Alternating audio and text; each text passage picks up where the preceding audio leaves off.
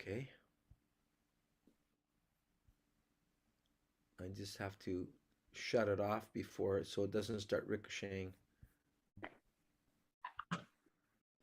Okay, great. That's off. Okay.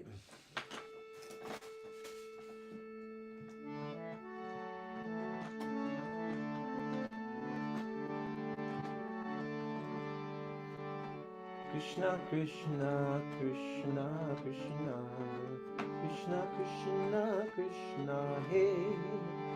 Krishna, Krishna, Krishna, Krishna, Krishna, Krishna, Krishna, hey.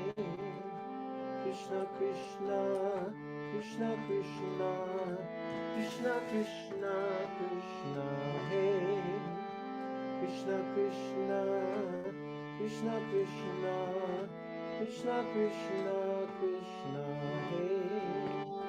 Krishna, Krishna, Krishna, Krishna, Krishna, Krishna, pahi mam. Krishna, Krishna, Krishna, Krishna, Krishna, Krishna, pahi mam. Krishna, Krishna, Krishna, Krishna, Krishna, Krishna, raksha mam. Krishna, Krishna, Krishna, Krishna, Krishna, Krishna, raksha mam.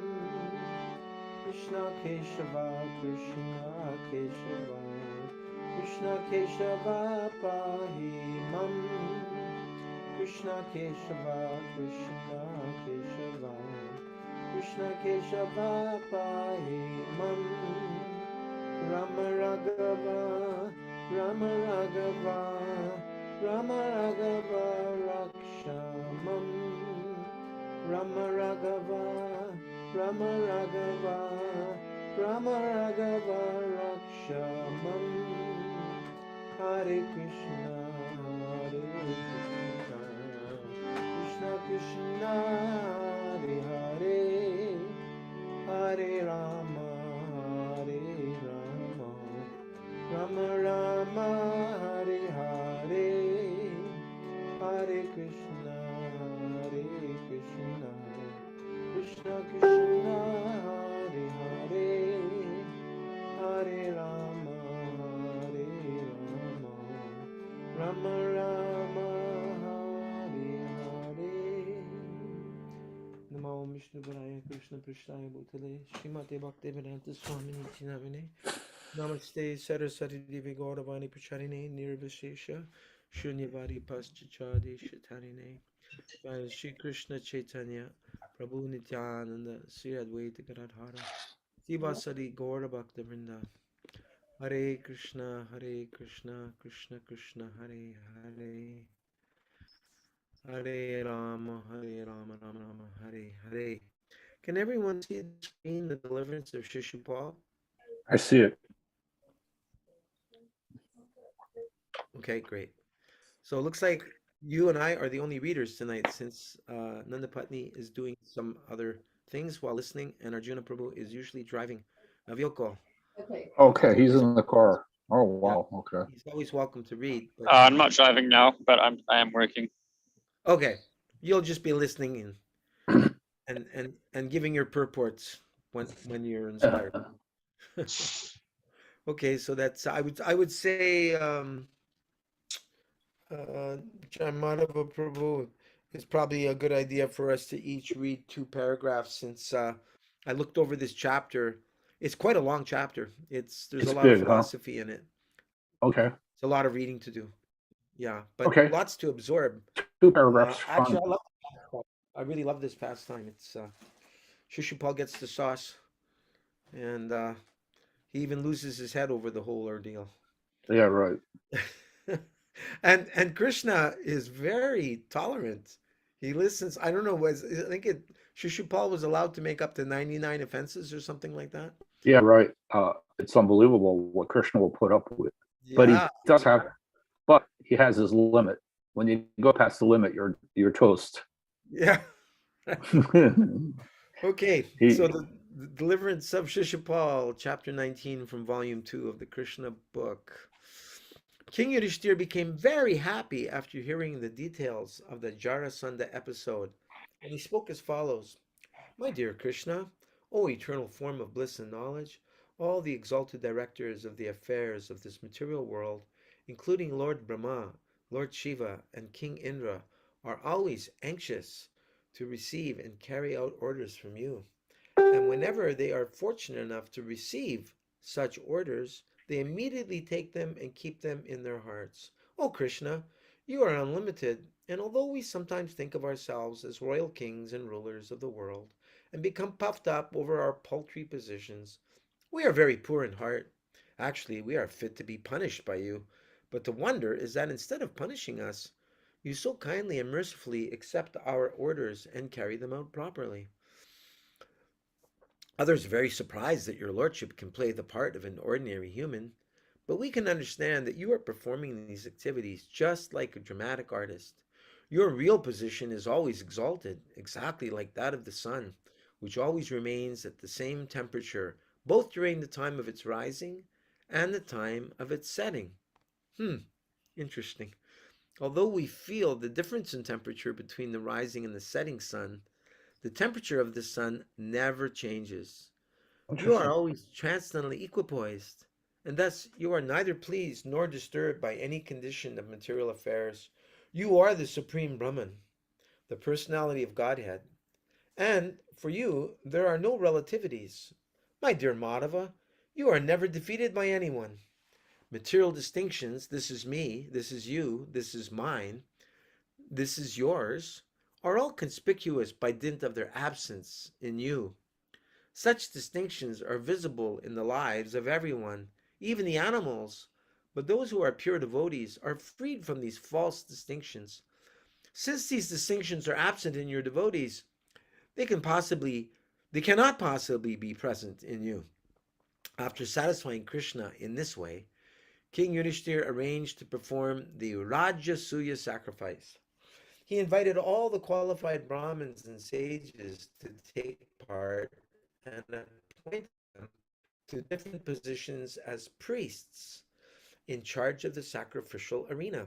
He invited the most expert Brahmins and sages, whose names are as follows: Krishna Dvaipayan of Vyasadev, Bharadvaj, Sumantu, Gautam, Asita, Vashishta, Chayavan, Kanva, Maitreya, Kavasa, Trita, Vishvamrita, Vamadev, Shaumati, Jaimini, Kratu, Paila, Parashara, Garga, Vaishampayan, Atharva, Kashyapa, Dhaumya, Parashuram, Shukracharya, Asuri, Vitihotra, Madhuchanda, Virasen, and Akritavrana. Besides all these Brahmins and sages, he invited such respectable old men as Dronacharya, Bhishma, the grandfather of the Kurus, Kripacharya, and Dhritarashtra. He also invited all the sons of Dhritarashtra, headed by Duryodhan, and the great devotee Vidura was also invited. Kings from different parts of the world, along with their ministers and secretaries, were also invited to see the great sacrifice performed by King Yudhishthir, and the citizens comprising learned Brahmins, chivalrous Kshatriyas, well-to-do Vaishyas, and faithful Shudras all visited the ceremony. Hmm. Did anyone else arrive? Um, did anyone else arrive, Jaimanava Prabhu? Not that I see. Okay, your turn. Okay, tell me when to stop. The Brahmana priests and sages in charge of the sacrificial ceremony constructed the sacrificial arena as usual with a plow of gold, and they initiated King Yudhishthira as the performer of the great sacrifice and according to Vedic rituals. Long years ago, when Varuna performed a similar sacrifice, all the sacrificial utensils were made of gold. Similarly, in Rajasuya sacrifice of King Yudhishthira, all the utensils required for the sacrifice were golden.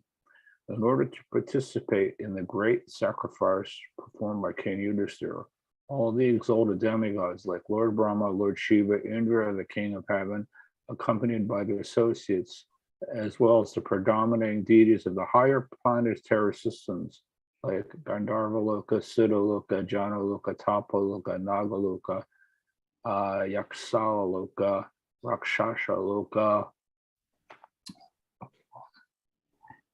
Pasitaloka, and Chanaraloka, as well as famous kings and their queens, were all present by the invitation of King Yudhisthira. All the respectable sages, kings, and demigods who assembled there unanimously agreed that King Yudhisthira was quite competent to take the responsibility of performing the Rajasuya sacrifice. No one was in disagreement on this fact. All of them knew thoroughly the position of King Yudhisthira because he was a great devotee of Lord Krishna. No accomplishment was extraordinary for him.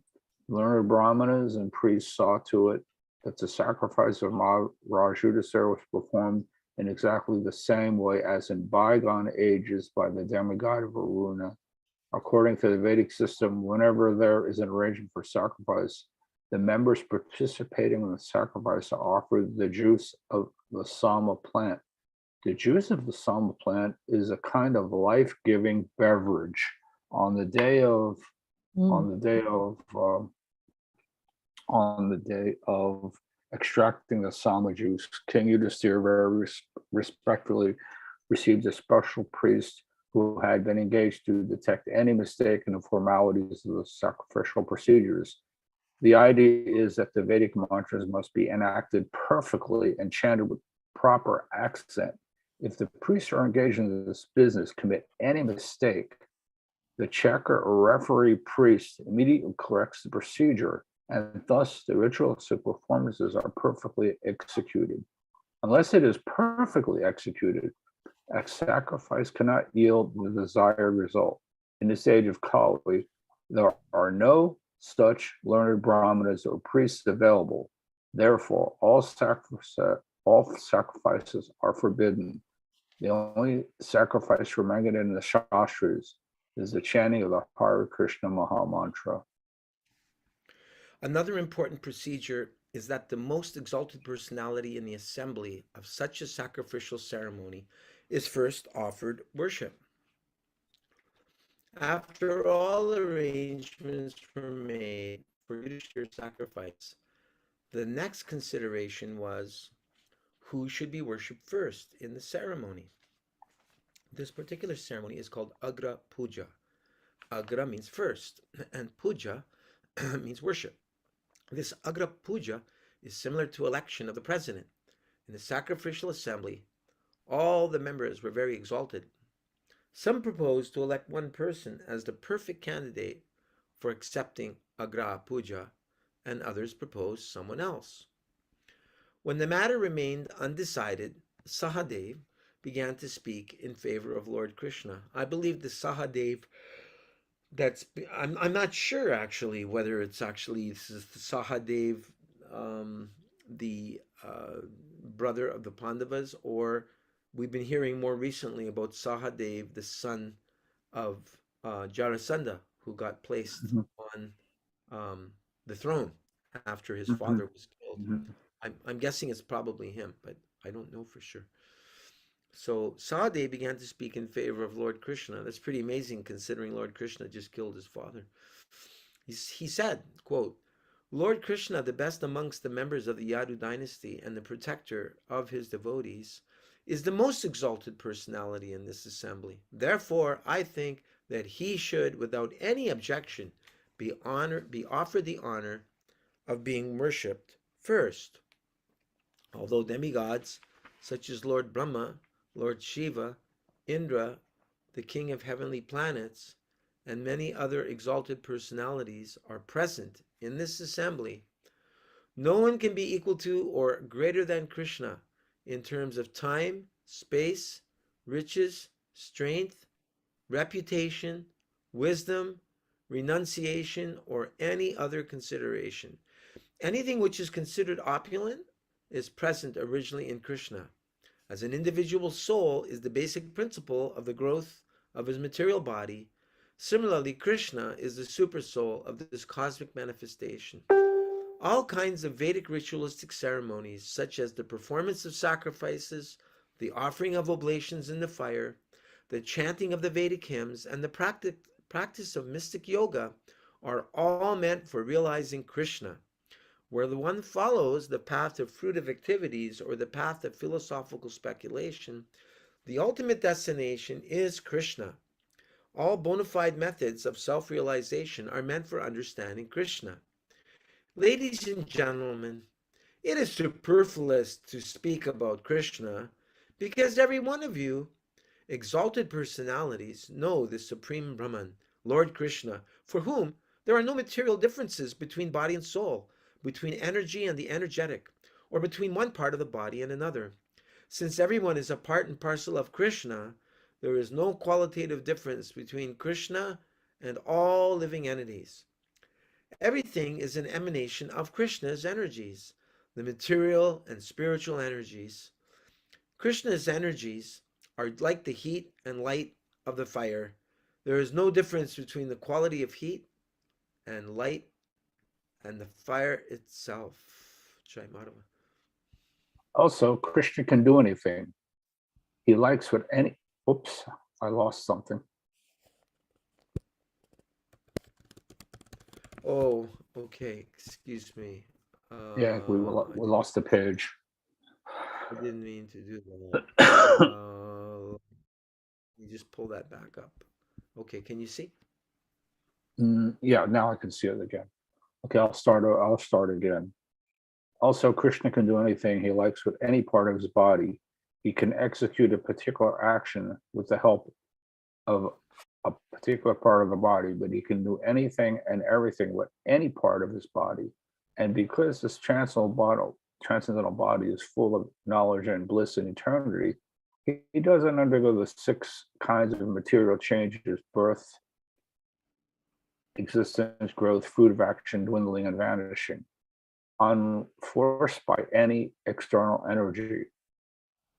He is the supreme cause of the creation, maintenance, and the solution of everything that be.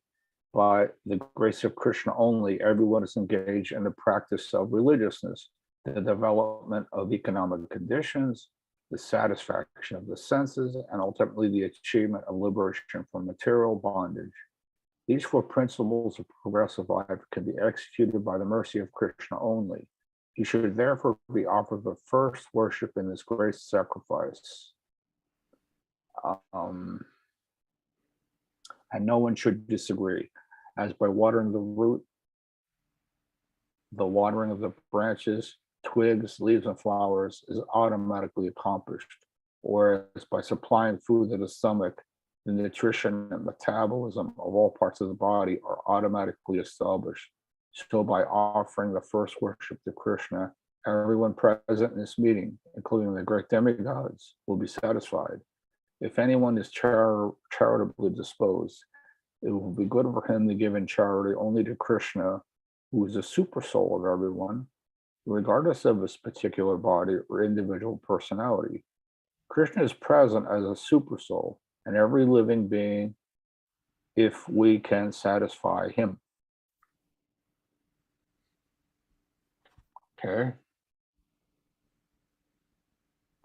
Then automatically, every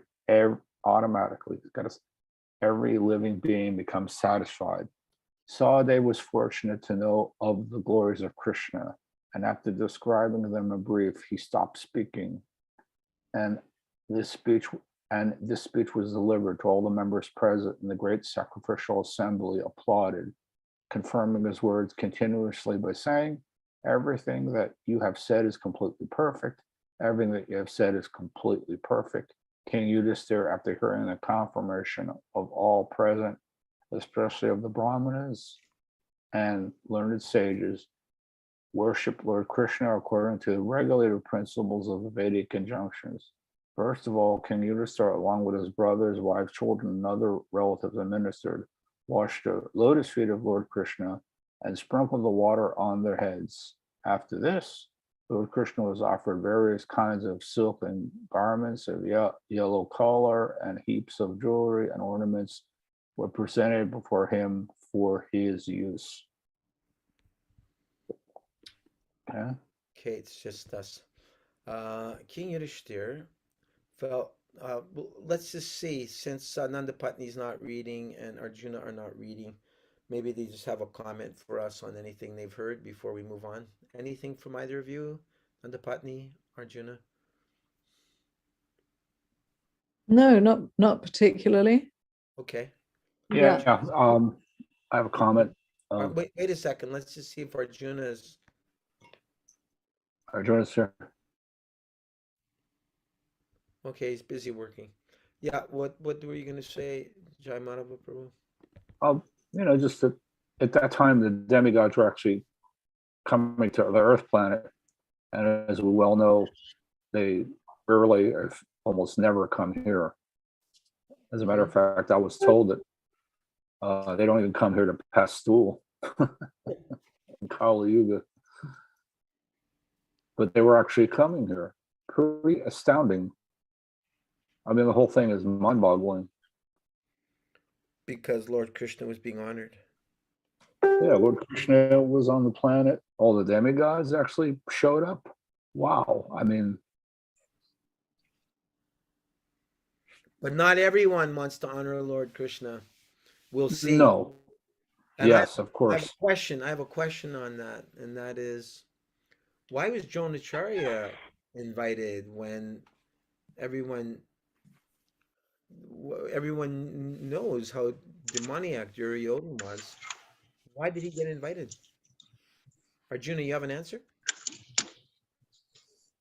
Oh, sorry, I just tuned in. I had a phone call.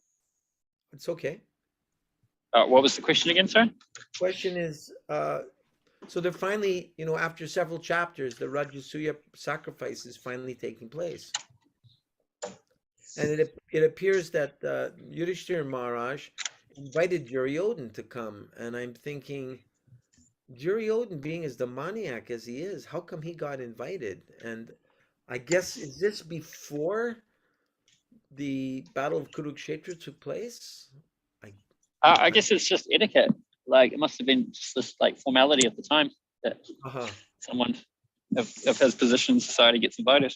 Invite the local demons as well. He's Well, part of he's a family member and he's a Yeah. ruler too.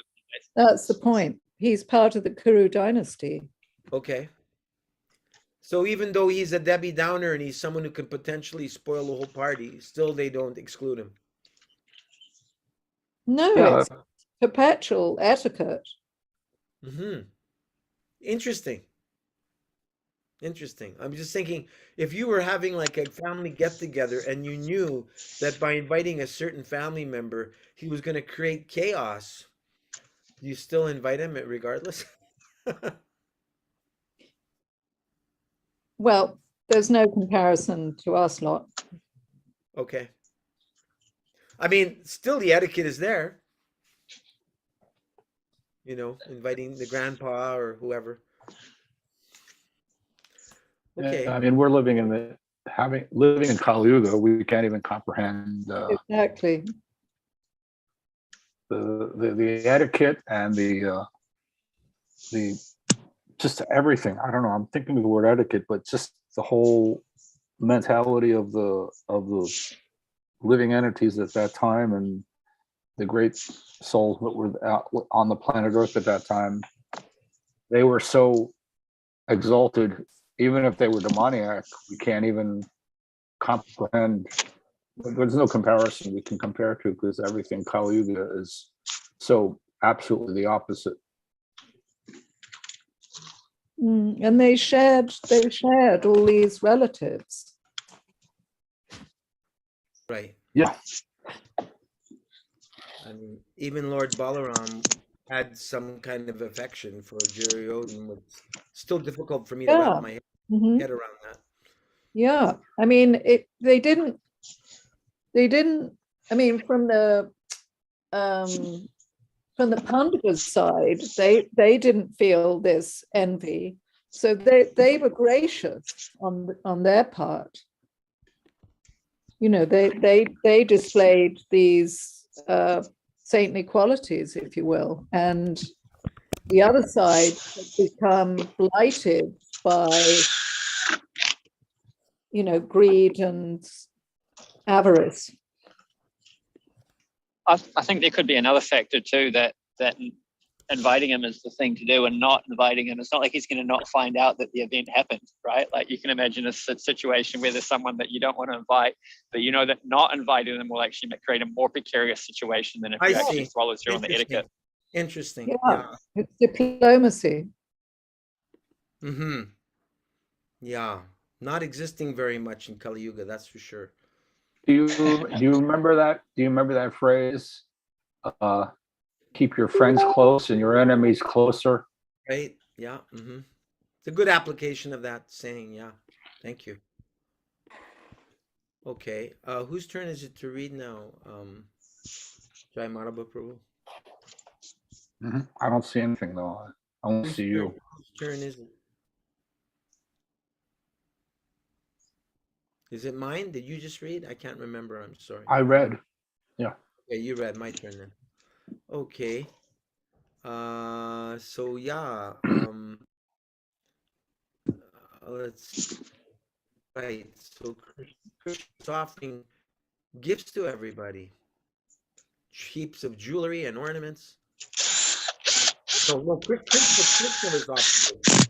Wow, what's that noise? Arjuna, you have to mute. Oh, yeah, sorry.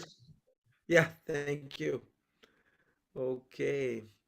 So yeah, so Krishna is being offered all kinds of gifts, and they're sprinkling the Charnamrita of Krishna's foot bath on everyone's heads. How sweet! Such a we used to once upon a time the term gay had a different meaning than what it means now, but yeah, right. Very gay time, like a very, Krishna's foot baths being sprinkled on heads, and people are giving Krishna beautiful garments, yellow color, heaps of jewelries and ornaments. And so King Yudhishthira felt such ecstasy by honoring Krishna, who was his only lovable object, that tears glided down from his eyes. And although he wanted to, he could not see Lord Krishna very well. Lord Krishna was thus worshipped by King Yudhishthira. At that time, all the members present in that assembly stood up with folded hands and began to chant, Jai, Jai, Namaha, Namaha. I don't know if that's pronounced Namaha or if it's pronounced Namo, Namo. But anyway, you got the idea. When all joined together to offer their respectful obeisances to Krishna, there were showers of flowers from the sky. Wow, can you imagine Hollywood trying to make this movie? No, hopefully not. Why? Wouldn't that be the perfection of Hollywood to present? Well, who should do it then, Nandapatni? Nobody in Kali Yuga. Yeah. Nobody should make a movie of Krishna. Okay. That's practically speaking, it's undoable. Because Prabhupada told Rupanuga Prabhu, you should use the media in every way you can to present Krishna. But I understand you have your reservations with Hollywood. Would Bollywood make it any better? Of course not. Okay, I tried. In that meeting, King Sisupala was also present. He was an avowed enemy of Krishna for many reasons, especially because of Krishna's having stolen Rukmini from the marriage ceremony. Vindication. Therefore, he could not tolerate such honor to Krishna and glorification of his qualities. Instead of being happy to hear the glories of the Lord, he became very angry. When everyone offered respect to Krishna by standing up, Sisupala remained in his seat. But when he became angry at Krishna's being honored, Sisupala stood up suddenly and raising his hand, he began to speak very strongly and fearlessly against Lord Krishna. He spoke in such a way that Lord Krishna could hear him very distinctly. So the strange thing about that site is that it ends there, even though there's much more to the pastime There's something than what missing. we just Okay. read. So you had to go to the other site. Yeah, there's a lot missing. So I'm gonna go back That's to unfortunate. um, yeah, I'm gonna go back to the Krishna book here. I don't know what they're doing. Excuse me for a minute. My technical difficulties. And there's no email at the site that you can actually contact, not that I know of, and say to them, "Excuse me, Prabhus, but you left out half the chapter." Um, so here we are, the Deliverance of Shishupal. It's chapter 74, and let's just go a little bit further down. Was he a brother of Jarasandha? Or he's just another king?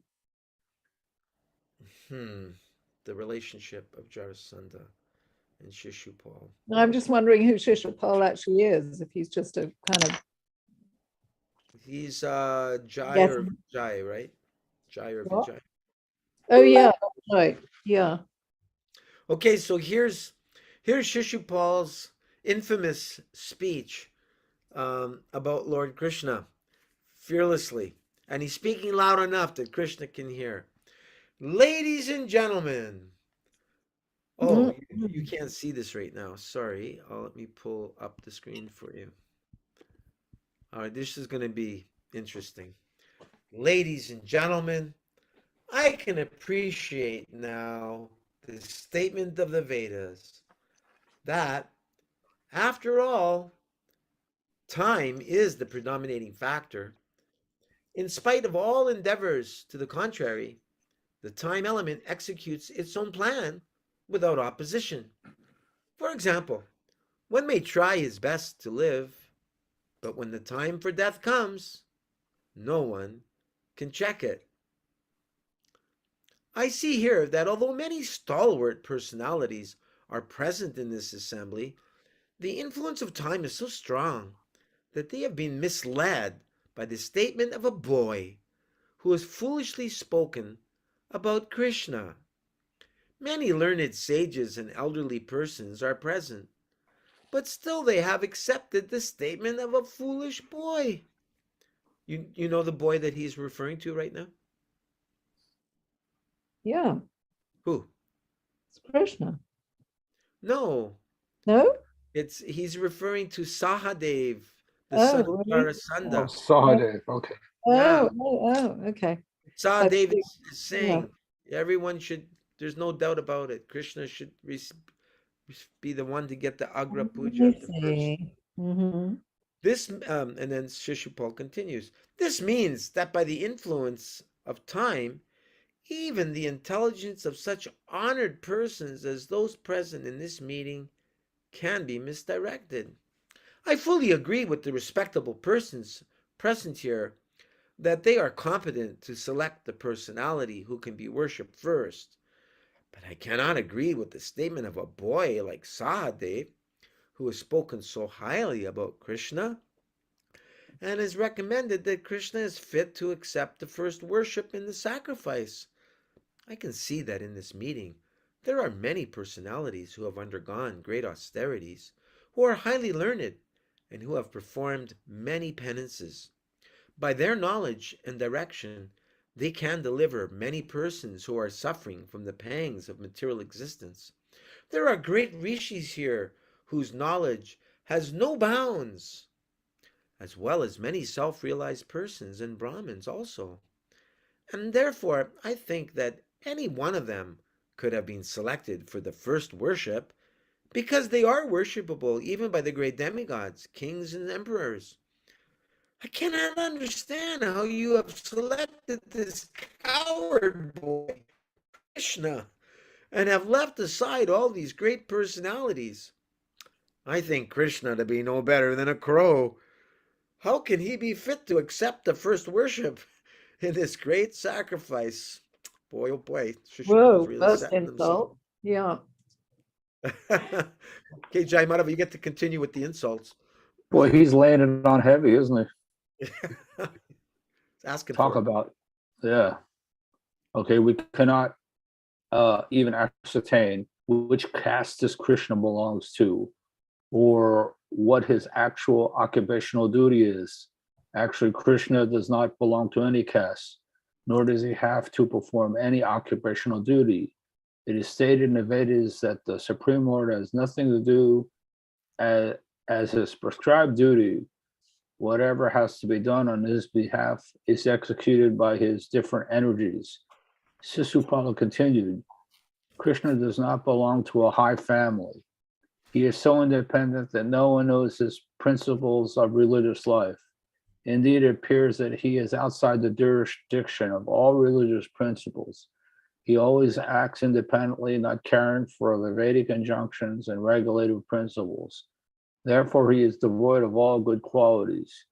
Sisupala indirectly praised Krishna by saying that he is not within the jurisdiction of Vedic injunctions.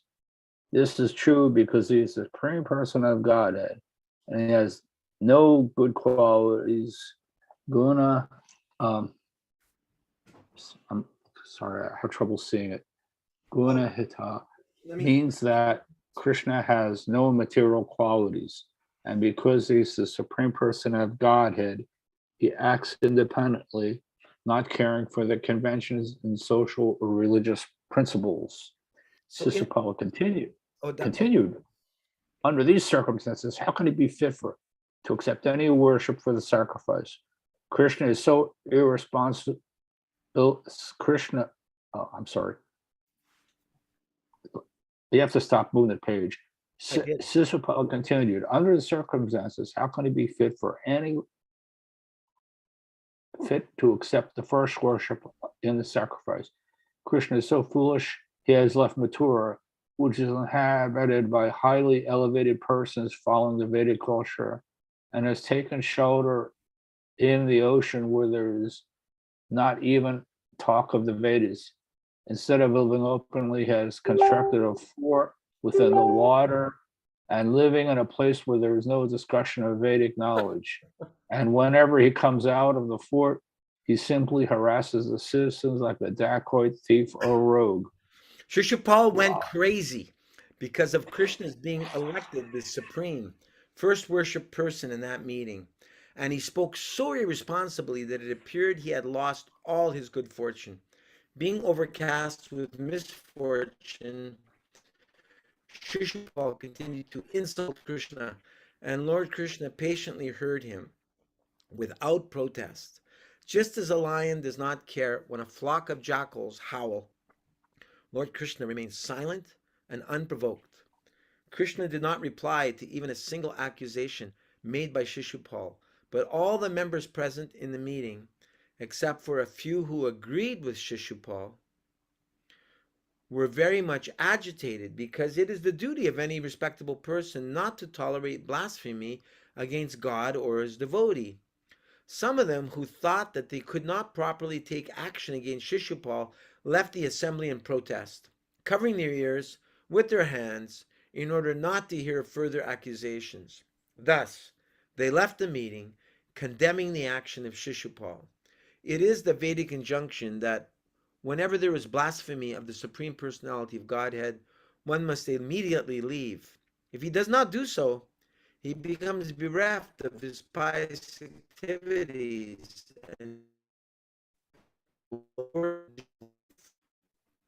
all the kings belonging to the Kuru dynasty, Matsya dynasty, Kikaya dynasty, and Srinjaya dynasty were very angry and immediately took up their swords and shields to kill Shishupal, who was so foolish that he was not even slightly agitated, although all the kings present were ready to kill him. Shishupal did not care to think of the pros and cons of his foolish talking, and instead of stopping when he saw that all the kings were ready to kill him, he stood to fight with them and took up his sword and shield. When Lord Krishna saw that they were going to fight in the arena of the auspicious Rajasuya Yagya, he personally pacified them. Out of his causeless mercy, he himself decided to kill Shishupal. When Shishupal was abusing the kings who were about to attack him, Lord Krishna took up his disc, as sharp as the blade of a razor, and immediately separated Shishupal's head from his body. Your turn, Jamal. Should I read? Yeah. When Sisupala was killed, a great roar howl went up from the crowd. Taking advantage of that disturbance, the few kings who were supporters of Shishupala quickly left the assembly out of fear for their lives. Then the fortunate Shishupal's soul immediately merged into the body of Lord Krishna in the presence of all, exactly as a burning meteor falls to the surface of the globe. The merging of Shishupala's soul into the transcendental body of Krishna reminds us of the story of Jaya and Vijay, who fell to the material world from the Vaikuntha planets upon being cursed by the four Kumaras. For their return to the Vaikuntha world, it was arranged that both Jai and Vijay, for 3 consecutive births, would act as deadly enemies of the Lord, and at the end of these lives, they would return to the Vaikuntha world and serve the Lord as his associates. Although Sisupala acted as the enemy of Krishna, he was not for a single moment out of Krishna consciousness. He was always absorbed in the thought of Krishna. Thus, he first got the salvation of Saukya Mukta, merging into the existence of the Supreme, and was finally reinstated in his original position of personal service. The Bhagavad Gita corroborates the fact that one who is absorbed in the thought of the Supreme Lord at the time of death immediately enters the kingdom of God after quitting his material body. After salvation of Sisupala, King Yudhisthira rewarded all the members present in the sacrificial assembly. He generously remunerated the priests and learned sages for their engagement in the execution of the sacrifice. And after performing all his routine work, he took his bath at the end of the sacrifice. Is also technical. It is called the Pratya bath. Lord Krishna then enabled the performance of the Rajasuya Yagya, arranged by King Yudhishthira, to be successfully completed. And being requested by his cousins and relatives, he remained in Hastinapur for a few months more. Although King Yudhishthira and his brothers were unwilling to have Lord Krishna leave Hastinapur, Krishna arranged to take permission from the king to return to Dwarka, and thus he returned home along with his queens and ministers. The story of the fall of Jai and Vijay from the Vaikuntha planets to the material world is described in the 7th canto of Srimad Bhagavatam. The killing of Shishupal has a direct link with that narration of Jai and Vijay, but the most important instruction we get from this incident is that the Supreme Personality of Godhead, being absolute, can give salvation to everyone, whether one acts as his enemy or as his friend. It is therefore a misconception that the Lord acts with someone in a relationship of friend and with someone else in a relationship of enemy. His being an enemy or friend is always on the absolute platform. There is no material distinction. Your turn.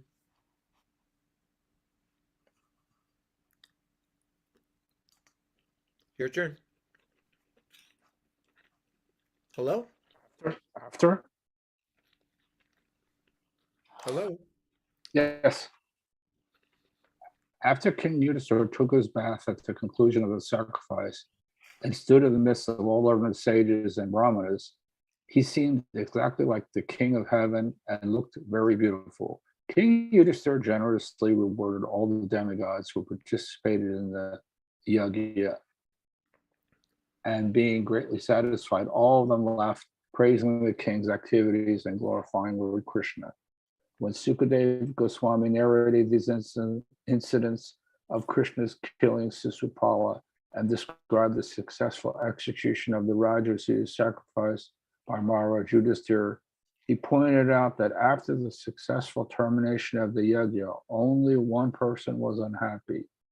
He was Duryodhana. Duryodhana, by nature, was very envious because of his sinful life, and he appeared in the dynasty of the Kauravas like a chronic disease personified to destroy the whole family.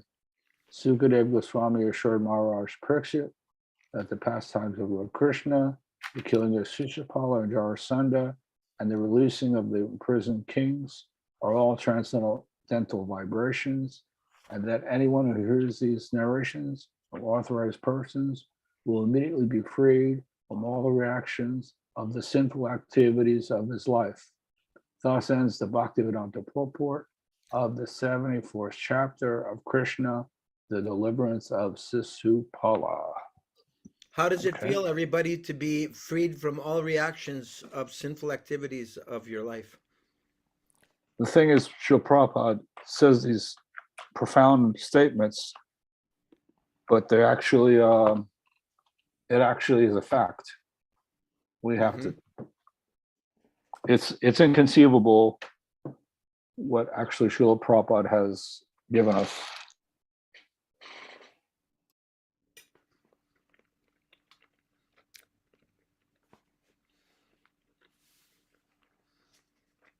Any comment? Nandapatni? Well, Arjuna? yes, it it really is, and it concurs with what Krishna assures Arjuna of in the Bhagavad Gita. Telling him that out of thousands among men, there are people that want to acquire knowledge, or people that want to get free from distress, people that want to, accumulate wealth, blah, blah, blah. But actually to be given, by the grace of Lord Chaitanya, to be given this path to direct bhakti, and Prabhupada coming and just giving it to us, kind of singling us out as individual souls and giving it to us. To my mind, the more one enters into that level of realization, the easier it becomes to want to preach. That's kind of my feeling about that. When you really realize what you've been given, then you just automatically feel that the condition of the souls that do not have this is just so dire. In Prabhupada Memories, Tripurari Swami makes the point that the natural fruit that comes from reading Prabhupada's books is that you'll want to distribute them. That if you're reading Prabhupada's books properly, Yeah. that's the conclusion. I want to distribute these books. Yeah. And there are wonderful God brothers out there doing it, and sisters. Yeah, still. I was going through the purports of Vishwanath Chakravarti Thakur on this chapter, and earlier on, I guess it's, I'm trying to see who, is it actually Maharaj Yudhishthira that's speaking? Or, yeah, Maharaj Yudhishthira says, O conquerable Madhava, even your devotees make no distinctions of I and mine, you and yours. For this is the perverted mentality of animals. And explained by Vishwanath Chakravarti Thakur that an ordinary person thinks, I am so attractive, intelligent, and wealthy that people should simply serve me and do what I want. I was just thinking, this is like the mentality of the movie stars of Hollywood, right? I'm so attractive, intelligent, and wealthy, people should simply serve me and do what I want. Or rock stars, right? That term has even worked its way into English vernacular. Be a rock star, right? Like in whatever field of activity you're in. Like really excel. Be a rock star. So Vishwanath Chakravarti Thakur says this proud separatist mentality that, I'm so attractive, intelligent, and wealthy, everyone should just do what I want, is also found in animals who battle one another for supremacy. Such a mentality is conspicuously absent in the mind of an advanced devotee, and is certainly absent in the sublime, omniscient mind of the Supreme Personality of Godhead. I was just hearing from a godbrother the other day how another godbrother was asking him to, I don't know if it was, I don't think it was to wash his feet. He wanted to have his feet massaged, and his feet were really stinky. so, so I was thinking that even as devotees, even though we've given this all up, that mentality could still be lingering there, thinking now I've achieved a certain level of excellence, a certain position. Massage my stinky feet. I've seen this actually. I'm not going to mention names. I mean, it's not due to my envy of my godbrothers. It's just that it's very dangerous to take up a position within the society, and they have to be very careful not to let it go to their head. And I've seen it happen. I've actually experienced it myself.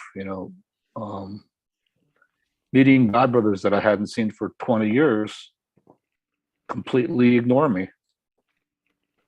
I mean, not that I'm anything special, but just they attain some position of, I have to use the word celebrity within the society, and then they look down at their other god brothers and god sisters. I mean, I'm not criticizing. I'm just telling you something that I've actually experienced, unfortunately. You're Not everybody. you're critiquing rather than criticizing. No, I experienced it myself. I mean, I walked into a room when I was in Moscow. I walked into a room with some god brothers. No names will be mentioned. And I was ready to offer my obeisances, and they just kind of flipped me off like I didn't exist. Yeah. I even had the same thing happen to me in Mayapur when I went up to a former temple president, and I offered my obeisances to him. I was sending my rounds after the morning program at the Mayapur Festival 10 years ago, and a god brother came by me, and I offered, as soon as I saw, maybe it was about 8 o'clock in the morning before Prasadam, but it was after the morning program. And without reservation, I offered my obeisances. And I couldn't help but notice they didn't reciprocate. And they even mumbled something out, "Oh, I'm in a hurry," and kept on walking. I mean, what does it take? What's the big emergency you can't offer obeisance to a god brother? It's not that I'm looking for respect. I'm just Observing. Yeah, it's just it's not an isolated incident. I've seen it too many times. You're It's not, very you're not the only person I've heard that from. I've heard that from many. Oh yeah. There was another god brother. I'm not going to from I'm not going to even say where he's from, and Gaura would know who. But I was in the guest house at Mayapur, and he was standing there at the reception desk, and I walked up to him to say hello, and he's a sannyasi guru, and I was perfectly just in a good. I was going to offer my obeisances, and he's talking about what he's doing in Mayapur, and he knew I was standing next to him, and he didn't even take the time to look at me. I had another similar experience in the temple room. They were doing a big kirtan in front of the Gaura Panchatattva deities. So I sat in on the kirtan, and another guru godbrother came and sat next to me. And I lived in India for 5 years, and he didn't even take the time to say Hari Bol or look at me. I mean, he knew who I was. I'm a godbrother, and I just think, well, is this my imagination, or are these people letting this go to their head? It was really very disturbing. One more time, I went to another godbrother to see him in his room. He was sitting at his desk, and I went to offer him he's his sannyasi guru, and I offered my as soon as I got in the room, he was sitting at his desk, at his computer, and I offered my obeisances. And he spent some time talking to me, but at no time when he was speaking to me did he take his eyes off the screen of the computer. He hardly looked at me. So I'm just thinking, well, what's this? Well, can I make two comments here? Yeah. Mm-hmm. Yeah, I just had to. Yes, This is I hear you. very disappointing, you know. Go ahead. I'm sorry. No, it's fine. So there's a turn of phrase that we use in England, and it's a slightly old-fashioned phrase, but it really describes this scenario that you're talking about. And the phrase is that you are surplus to requirements. So it means basically you're not needed any longer. It comes from when people would employ people in great big estates and houses, and right. If the economy changed or something, they'd basically be let go of. So the phrase is, you are surplus, meaning extra, to requirements, to what's required.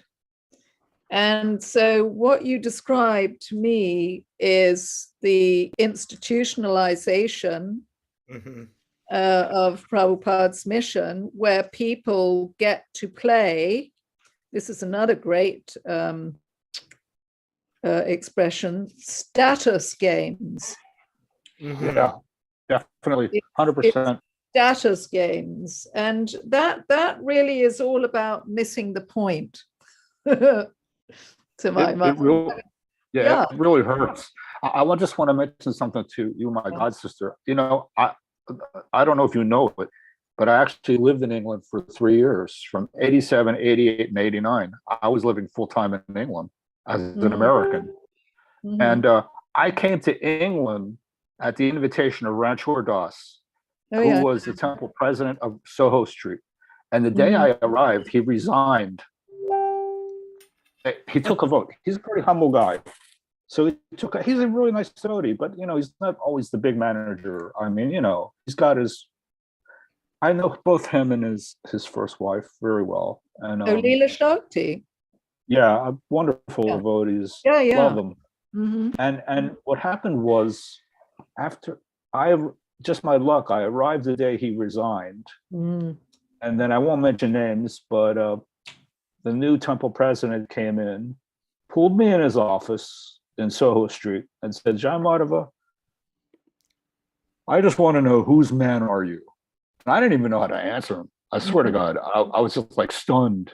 I was a brahmachari. This is 1987. And I go, "I'm Prabhupada's man." And immediately I thought, uh-oh, wrong answer. What was I supposed to say?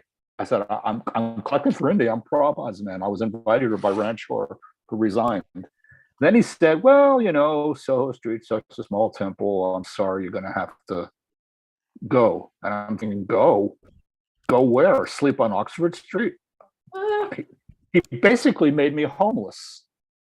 Literally. I came there specifically invited by the previous godbrother to be collect for India, and then the new management decided I was I don't know, not their yes man. I don't know what was going through their head, but they just said, "You got to go." And I said, and I'm thinking, well, for God's sake, go where? So I went downstairs, and there was our godbrother Chitraketu, who's now a sannyasi in the Gaudiya Math. And he said he was a householder, and he was living with his wife in Boreham Wood, Hertfordshire. If you know Boreham Wood, it's right near the movie studios where they filmed Star Wars. I was like, we were living walking distance from the movie studio where they filmed Star Wars. So I said, "Yeah, that's the way it is now. Come and live with us." So when I lived in England, I actually started looking for godbrothers. Like, for example, I hunted down Sakti Gopal. I hunted down Tribhuvannath Das, who was living outside with his wife, who wasn't a devotee. And we formed something what was called the Vaishnava Community newsletter, Mm-hmm. me and Tribhuvanath and another devotee, and we had weekly meetings at Soho Street, because when I arrived in England, it was just after Bhagavan blooped. And I already know that they had the trauma of the Jayatirtha thing. And I came to England just recently after Bhagavan left. So there was a lot of Prabhupada disciples that were really feeling disenfranchised terribly. So I made it a specific point to go reach out to them in friendship. And we formed the weekly meeting at the Soho Street Temple, Govinda's, after the restaurant closed. We would have a meeting, at least to go see, just to talk it over and be friends again. And the whole purpose was to bring us, Tribhuvanath, me, and another devotee, the whole purpose of us doing that was to repair the damage and try to bring the devotees back to coming to Soho Street and the manor. But it was pretty heavy because it was an open Istagosi, so everybody was able to air out their concerns. Was Ania there? Did you know Ania Das?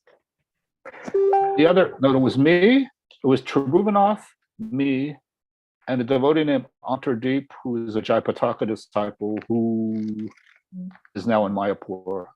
We were involved with arranging this, cooking for it, making sure the invitations went out every month. And we did that. I did that for the whole time. I was there for 3 years. We did that once a month at Soho Street. We were trying to bring our God brothers and God sisters back into the, even though we all experienced something bad. I mean, heck, I just got kicked out. But still, I wasn't holding a grudge. I was still trying to get devotees to come and support Prabhupada's Soho Street and temple in the manor. So we didn't hold a grudge, but we were all victims of this, I don't know what you want to call it, elitism, clique, social status thing within the movement, within some of Well, our... hopefully you had some productive times together.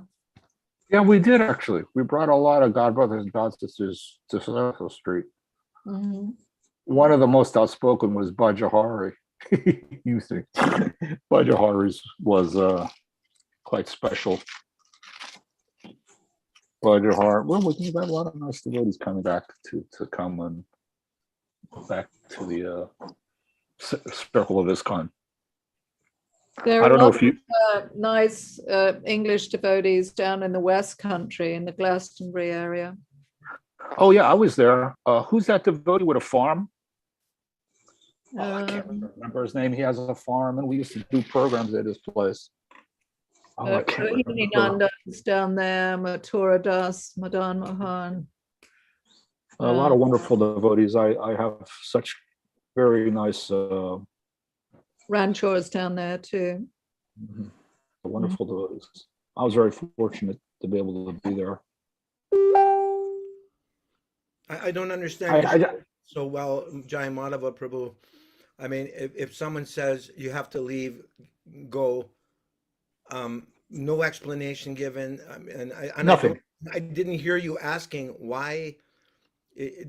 So I'm not saying the story is not true. It just sounds disjointed. No, to it's me. 100% true. It's a tipping point where I had to move out of the organization. I never moved back in. But I don't understand why you didn't ask. Why are you asking me to leave? I don't understand that. Listen, I was younger then. He took me by surprise. I was a brahmachari. I wasn't into making a confrontation at the time. No, I'm not suggesting you make a confrontation, but I don't know. Anyway, it just seems like a normal He question. said, "No, why?" Yeah, I did ask why. He said, "The building's too small. We have no room for you." Oh, I see. Okay. Well, who knows? That was yes. I did ask why. He said, "Oh, we have no space." And I'm thinking, what space do I need? I just put my sleeping bag on the floor, and I'm what? Right. I mean, I didn't want to argue, but his argument, his excuse that the building is too small was lame. But I wasn't about to have an argument with him because I knew that he wasn't going to, whatever his agenda was, it was it was definitely he wasn't being very kind to me. Well, I no, didn't even hold a grudge. I didn't even hold a grudge, to tell you the truth. I tried to stay friends with him and his yeah, wife. that's wonderful. In those circumstances, sometimes it can help to appeal to higher authority. Excuse me, but so and so just, asked me. Sometimes you're not in a position to, Gaura. That's It true. happened to, it happened to me, and I won't name the place or the person, but I confronted a sannyas for having an affair with one of my god sisters, and sort of just felt that the whole situation was so off kilter, and he was the leader and everything else. And so I just said, look, I know what's going on here. And he said, your bus ticket will be in the in the finance. Said, yeah. So It's a yeah, one-way yeah, ticket and sayonara. yeah, exactly. Yeah, you know what I'm Yeah, talking that about. was it. You also, yeah. What can you And do? I I mean, was 24 years old or something, and he was pulling rank and was like, you're out of here within the hour. I Goodbye. when they, understand. I yeah, understand some circumstances are not reconcilable. May I make a comment about the pastime that we just read? Yeah. yes, go ahead, go ahead.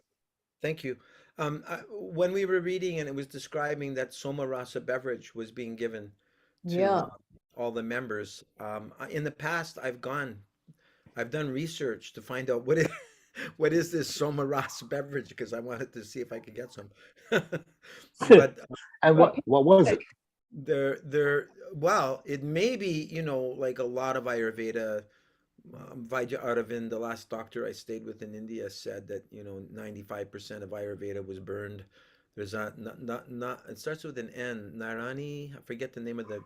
It's a huge university, but many Ayurvedic books were burned in that fire. Oh, the But Narendra.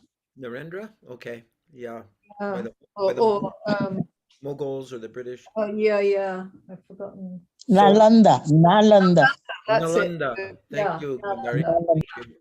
Yeah, so Yeah. anyway, what I did find out, at least nowadays, soma herbs are in a certain category. I forget what they have to do with, whether it's, a euphoric herb. Seems to be, what do they call it? Vajra, in the category of rasayanas or tonics, tonic herbs that, increase longevity. Just like astragalus extract would be one of those. Gotu kola extract would be one of those. So anyway, I'm just sharing the little bit of Ayurvedic knowledge I have that the soma beverage, at least nowadays, it's described as being a certain category of plants. I thought that there was a specific plant named soma, and maybe there was once upon a time, but nowadays very difficult to find a specific herb called soma. It seems to be a category of herbs. Anyway, that's just a technical point. Well, it's such a long time ago that probably that information was lost. Right. It is over 5,000 years ago. So it describes that the members of the assembly were pondered. They pondered over who among them should be worshipped first.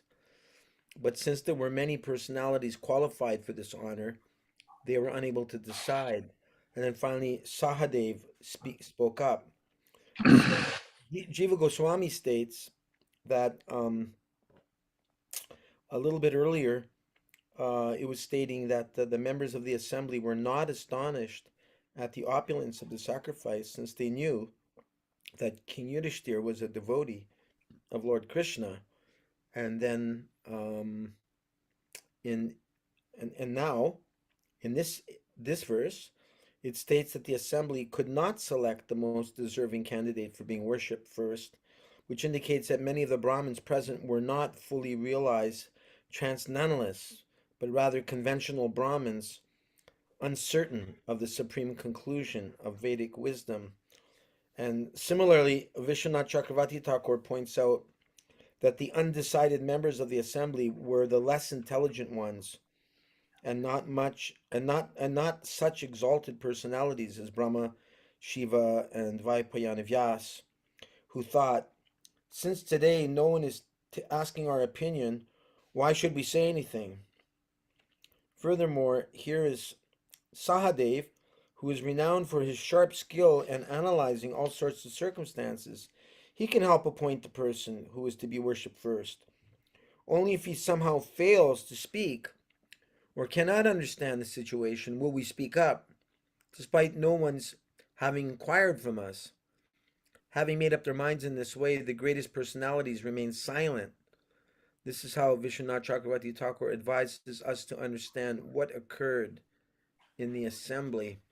So it's interesting to see how sometimes even great sages, they don't offer unsolicited advice. They only speak up if they're asked. That seems to require understanding time, place, and circumstance, and when it's appropriate and when it's not appropriate to speak up. Not something that many people understand on Facebook. Perhaps myself as well. So, yeah, I'm just looking at any other little tidbits of nectar here. I don't know who the son of Damagosh is, but it says that he became infuriated upon hearing the glorification of Krishna's transcendental qualities. He stood up from his seat and angrily waving his arms. Okay, that must be Sisupala. Fearlessly, he spoke to the entire assembly these harsh words against the Lord. So Vishwanath Chakravarti Thakur says that the reason Sisupala didn't object when Sahadev proposed Krishna for the Agra Puja is that Sisupala wanted to ruin King Yudhishthir's sacrifice. If Sisupala had argued earlier against Lord Krishna's receiving the first worship and another person had been selected, the sacrifice would have proceeded normally. Therefore, Sisupala allowed Krishna to be selected, waited until the worship was over, and then spoke up, hoping in this way to demonstrate that the sacrifice was now spoiled. Thus, he would ruin the endeavor of Maharaj Yudhishthir. In this regard, the Acharya quotes the following Smriti, which is translated as, in the place where those who are not to be worshipped are worshipped, there is offense to those who are actually worshipable. Let me read that again. In the place where those who are not to be worshipped are worshipped, there is offense to those who are actually worshipable. Okay. There is also the following statement. Improperly understanding who is to be worshipped and who is not to be worshipped will impede one's progress in life. Wow, that sounds pretty karmic, doesn't it? Oh, yeah. Improperly understanding who is to be worshipped and who is not to be worshipped will impede one's progress in life. A god brother sent me some months back a god brother that was being worshipped on his Agra Puja on a gigantic Vyasasan, and so I contacted another GBC god brother about this, and he was quite astonished because Prabhupada was placed on a very small, like a baby Vyasasan off to the side, and our god brother was being worshipped on a Vyasasan like 3 or 4 times bigger than Prabhupada's. And the GBC godbrother said to me, wow, his disciples think that he's better than Prabhupada. And then he contacted ISKCON Resolve and the GBC to see if something could be done to rectify that. How can you pass over the most exalted members of this assembly, the topmost sages dedicated to the absolute truth, endowed with powers of austerity, divine insight, and strict adherence to severe vows, sanctified by knowledge, and worshipped even by the rulers of the universe? How does this coward boy, the disgrace of his family, deserve your worship any more than a crow deserves to eat the sacred Purudasha rice cake? So Sridhar Swami, like the older one, that was like a contemporary, he was a contemporary of Lord Chaitanya, I think, Sridhar Swami, not Prabhupada's godbrother. He's analyzed Sisupala's words as follows. The term Gopala means not only cowherd but also protector of the Vedas and the earth. Similarly, Kala Pankshana has a double meaning. Shishupal intended it to mean the disgrace of his family, which is its meaning when divided as above.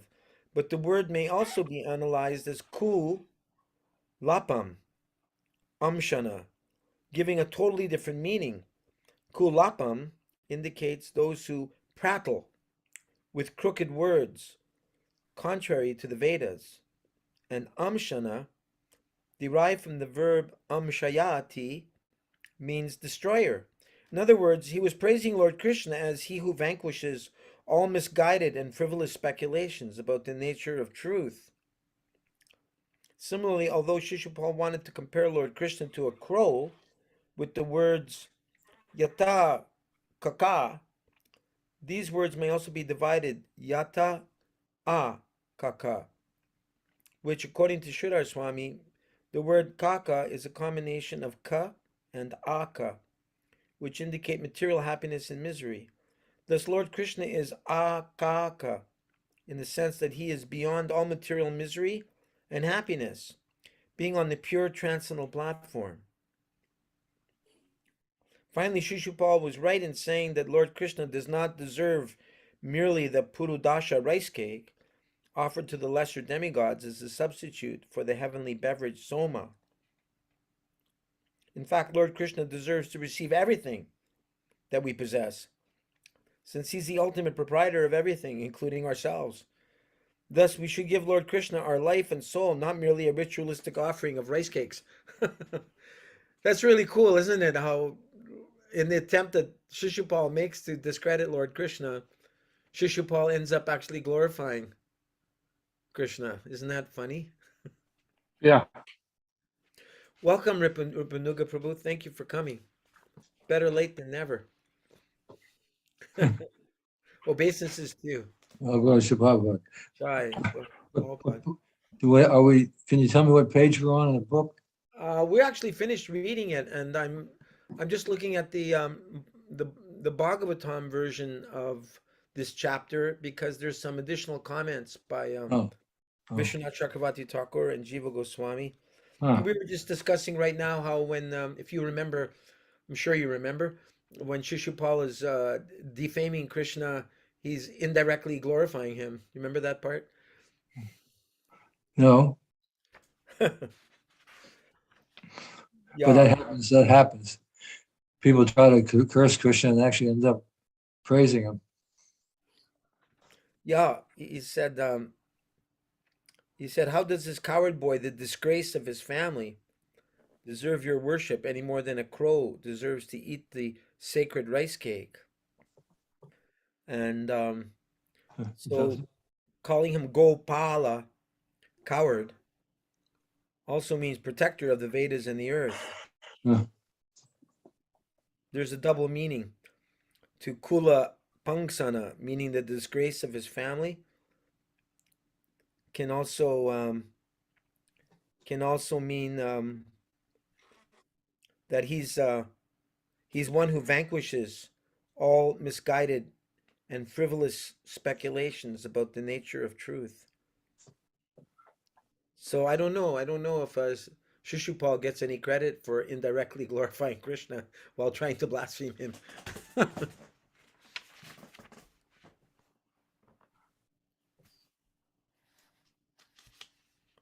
I think he does.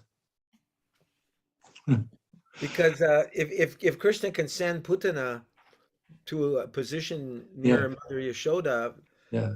offering her breast like a mother, then maybe Krishna. The principle about the holy name is you don't have to know what it means. In fact, you can even be saying it in a derogatory way. Uh-huh. And that's the mercy of Lord Chaitanya. Anyway, the point is we have Shilpapa to make the translations for us. We can't go wrong. Right. Because they have so many deep meanings. You see, you're talking about that right now. Mm-hmm. How the Sanskrit can be understood in different ways. It takes pure devotee like Shilpapa to discern that. Mm-hmm. Or Jiva Goswami or Vishwanath Chakravarti.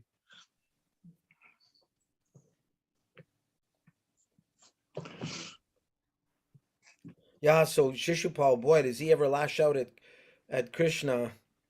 Well, do you remember the what was the deal with, so I seem to remember Shishupal being cut some slack that he could make 99 offenses against Krishna, and then finally the 100th one off with his head.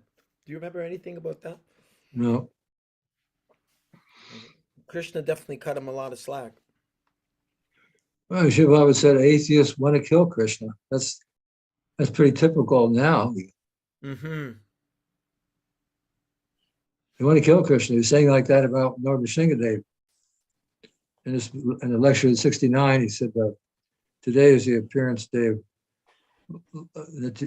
Nrsimhadev. He's come to convince the atheists. He's come to convince the atheists. And everybody laughed. Atheists want to kill Krishna. That's Prabhupada's humor, isn't it? Yes, but Krishna kills the atheists. Right. Pretty convincing.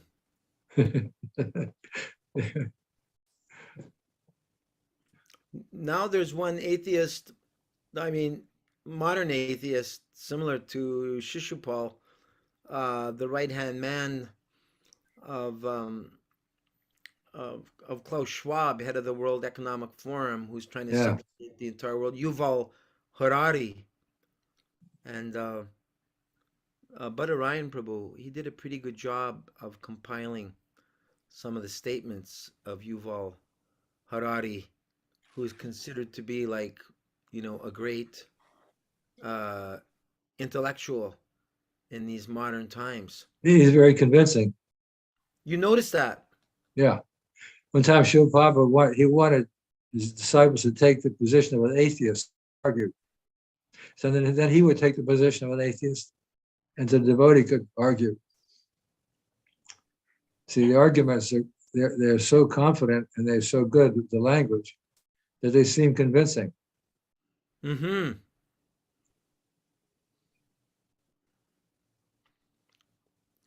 Yeah, so a lot of people, we have to become more convincing. We have to become more expert.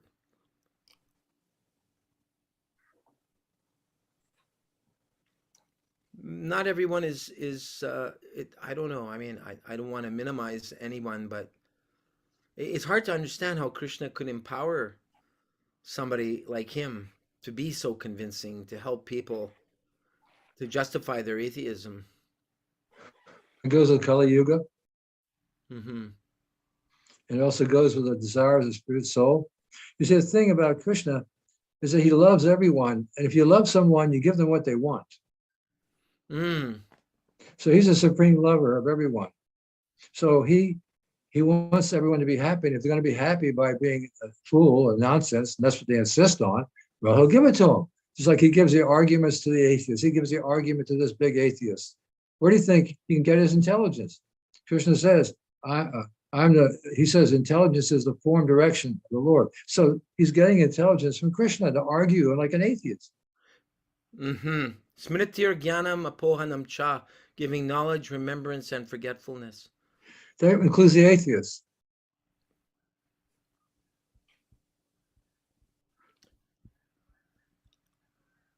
So there's a purpose. He's fulfilling the desires of the living entity. I mean, how do you think Stalin became Stalin? Mm-hmm. Shiva Baba said he was the greatest criminal. That's a big statement. Killing 50 million of his own people. Yeah. Oh, just like these modern Rakshasas. They kill their own sons. We have to remember they're in charge. So we can't expect much good.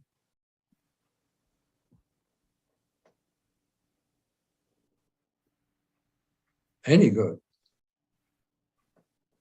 All bad. Here, I just found it. This is in Ryan Prabhu's Vyasa Puja offering this year. These are some really great quotes he has here. He says, the embodiment of the demoniac agenda that's going on in the world today and corresponding Asuric philosophy is Yuval Noah Harari. He's from Israel. The new prophet of the World Economic Forum and the Great Reset. I'm just bringing him up because I consider him to be like modern day, um, a modern day Sisupala. And these are just some quotes from him. It's very interesting to read because this is what we're up against, and as preachers, we should be very expert. So he said, here are some of his quotes. There is no such thing as free will, Yuval Harari says. Freedom has no meaning, and humans have invented God. God is Yeah, dead. It that's just Darwinism. That's Darwin. It's all Darwin. uh-huh. Darwinism said, you see, Mhm. Darwinism. Darwinism's biggest proponent was Thomas Huxley or Henry Huxley. Really? Henry Huxley. And Henry Huxley wrote a letter, which I'm looking for. I'm trying to find it. I think I found it. It was there in Sri Damodar's writing. He quoted from it, but Huxley was saying he's so happy with Darwinism because there's no standard that he has to follow in life. Who's Henry Huxley? The father of Aldous Huxley.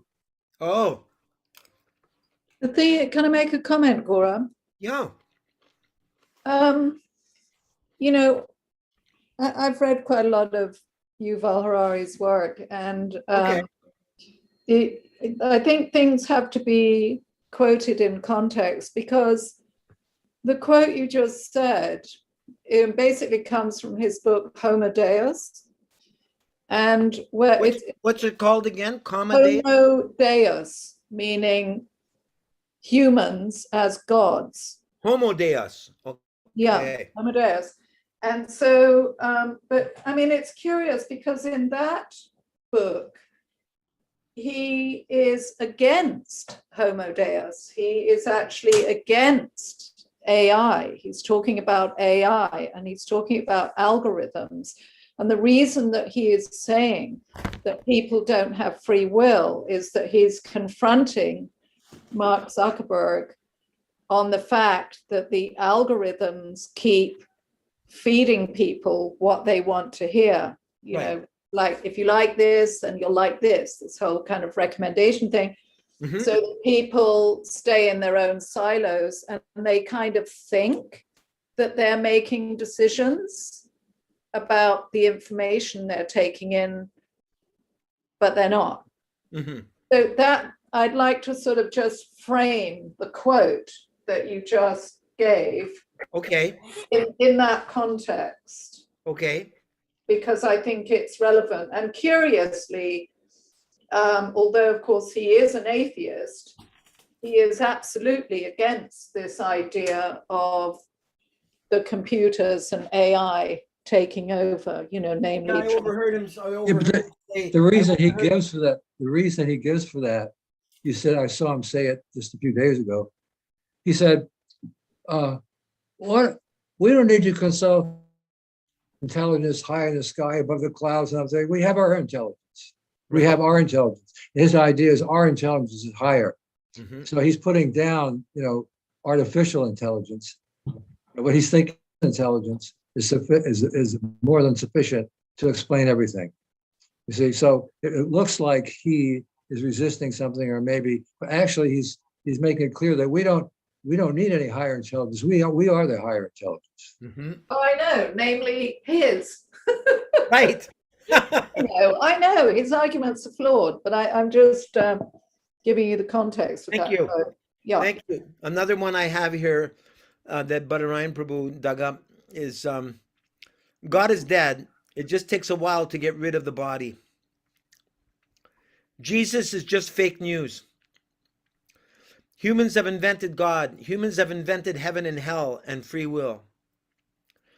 How do you cause people to believe in an imagined order such as Christianity, democracy, or capitalism? First, you never admit that the order is imagined. So monotheism explains order, but is mystified by evil. Dualism explains evil, but is puzzled by order. There is one logical way of solving the riddle: to argue that there is a single omnipotent God who created the entire universe, and he's evil. But nobody in history has had the stomach for such a belief. Yeah. You see, the problem is I heard, what was that big evangelist, big Western, Billy Graham? Billy Graham, or 20 years ago now, said, I saw him say this. He said, I'm still trying to solve the problem of good and evil. So in other words, how all good God can have evil in the world. And that's what atheists use that argument. You think, how can all good God allow evil? Mm-hmm. He's allowing you, you know what I mean? But anyway, that's an argument they give. How do you remember Srila Prabhupada responding to that? Well, Krishna says he's both good and evil in this world.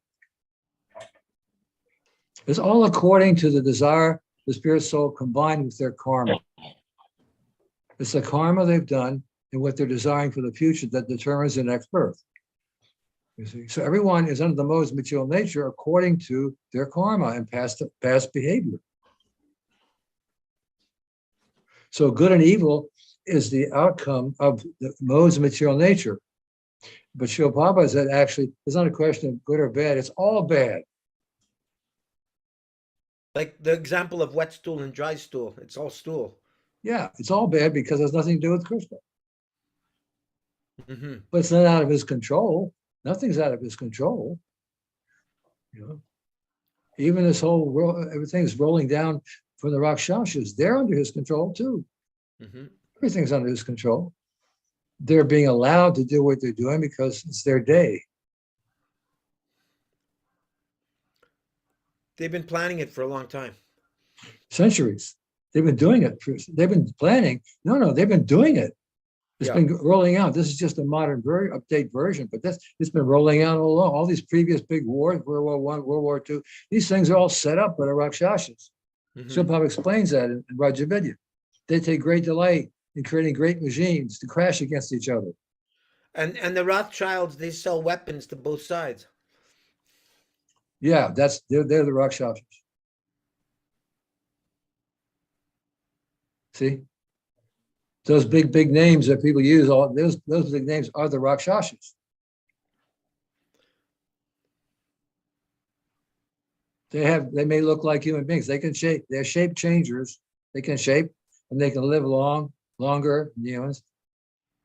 So they could be going on for centuries even. But it's the same agenda.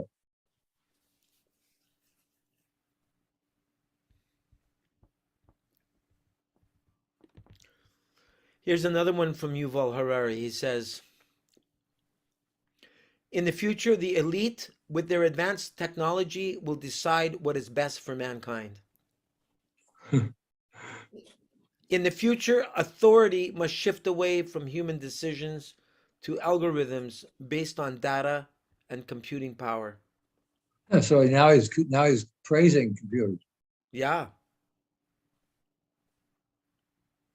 So that's a modern Sisupala. No, I don't think he does praise it in the end.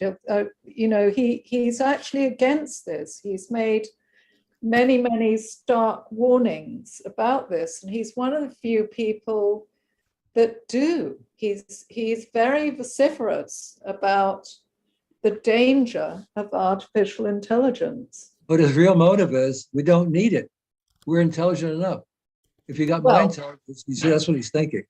But I mean, I would take my human brain over the AI robot any day. Well, he's talking about his brain. He thinks he's got a really big brain. He does, bigger than most people. So he doesn't want to be compared to some machine.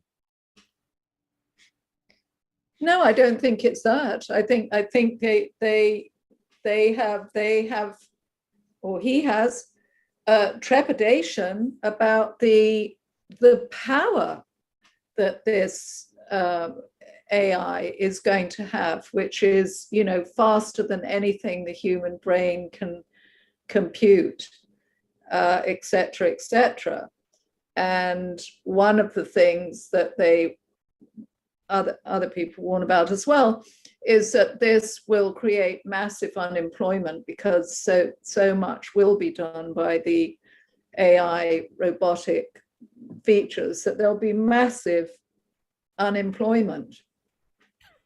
And that is something that he has addressed in interviews a lot. And it's probably a very good warning, actually. Yeah. I don't, Sorry, I what don't is trust any warnings coming from an atheist. One has to look behind what his motive is. It has to be studied like that. It can't be taken that he's trying to be good. Atheists and atheists. Atheists are bad. You know, they may pretend, but you know, his basic argument is human intelligence is the topmost. It's the topmost. It shouldn't be interfered with. There's nothing needed more than that. We don't need intelligence, a supreme intelligence higher in the sky somewhere. We have the intelligence. And in line with that thinking, we don't need the machines to act for us, because they move faster or they can compute. The human intelligence is intended for more than computations. 2 + 2 = 4. Human intelligence to understand the universe, to understand the cause, all causes, to understand the purpose of life. That's what human intelligence is for. And they're using it for some other reason, but it's the highest intelligence. And the animals don't even know they're on the Earth planet. The animals don't even know they're in a universe.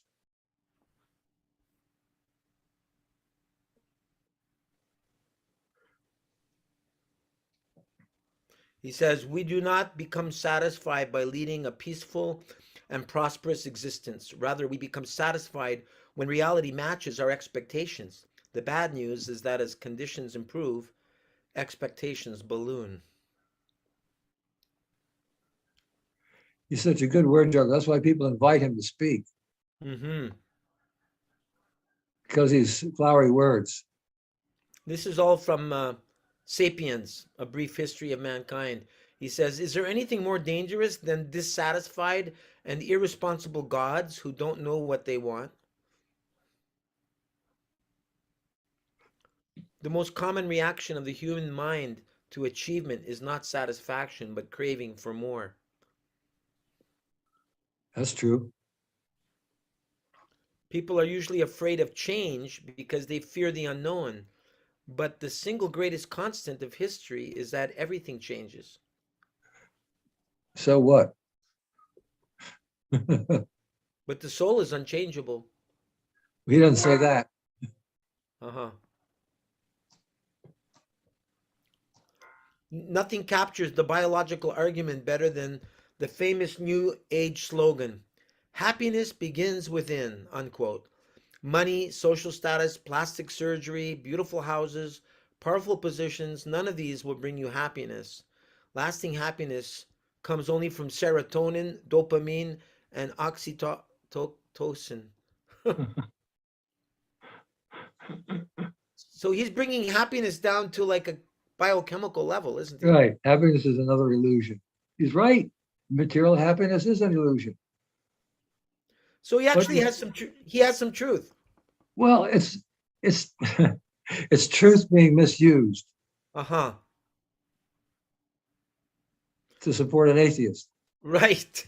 That's pretty tricky. You got to be pretty good at He's that. smart. He's smart. He's smart. Yeah. Voltaire said about God that there is no God, but don't tell that to my servant, lest he murder me at night. Hammurabi would have said the same about his principle of hierarchy, and Thomas Jefferson about human rights. Homo sapiens has no natural rights, just as spiders, hyenas, and chimpanzees have no natural rights. But don't tell that to our servants, lest they murder us at night.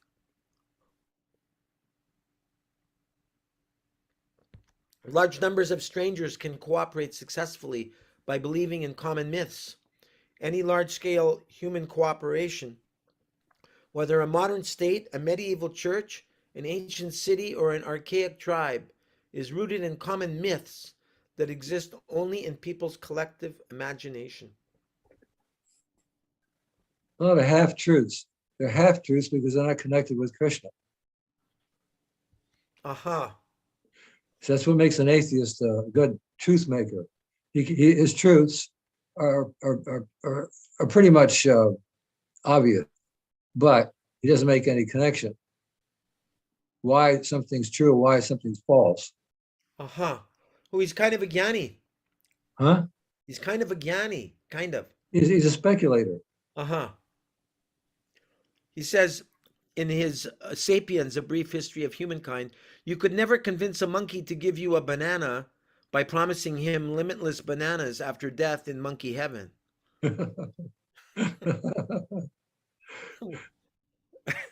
What's he trying to say there? Well, there were these suicide bombers. You know, they were promised 72 slow-eyed women waiting for them after death. Um, 72 dark-eyed women waiting for them. mhm. And they actually believed it. Suicide bombers. Yeah. It sounds like what he's saying here is that the idea of promising people a heaven, is a myth. That the monkey wouldn't be motivated to give you a banana because he's being promised something that doesn't really exist, monkey heaven. In other words, it's another way of denying the existence of a reality beyond what we perceive. Sounds to me.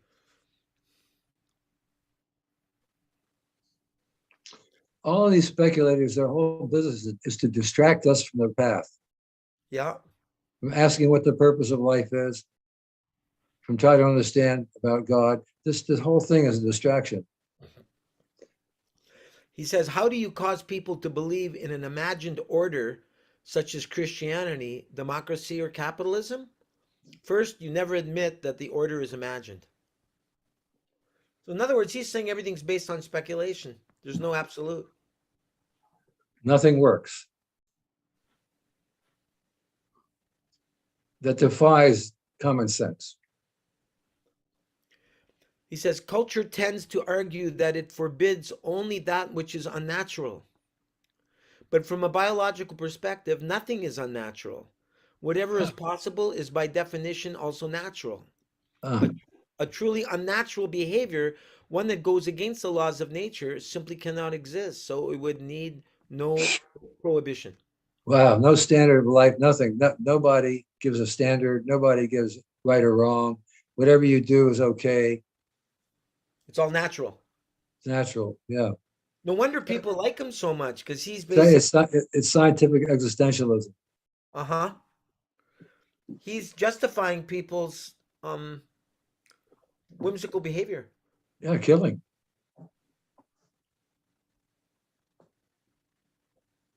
He seems to derive from Buddhism. He says, according to Buddhism, the root of suffering is neither the feeling of pain nor of sadness, not even of meaninglessness. Rather, the real root of suffering is this never ending and pointless pursuit of ephemeral feelings, which causes us to be in a constant state of tension, restlessness, and dissatisfaction. Due to this pursuit, the mind is never satisfied. Even when experiencing pleasure, it is not content because it fears this feeling might soon disappear and craves that this feeling should stay and intensify. Well, People are, huh? that's Yeah. our philosophy. I mean, do you see what he does?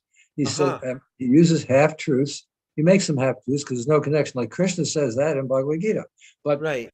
he's saying it, so he's taking the credit. He says people are liberated from suffering not when they experience this or that fleeting pleasure, but rather when they stop, but rather when they understand the impermanent nature of all their feelings and stop craving them. This is the aim of Buddhist meditation practices. In meditation, you are supposed to closely observe your mind and body, witness the ceaseless arising and passing of all your feelings, and realize how pointless it is to pursue them. When the pursuit stops, the mind becomes very relaxed, clear, and satisfied. All kinds of feelings go on, arising and passing joy, anger, boredom, lust.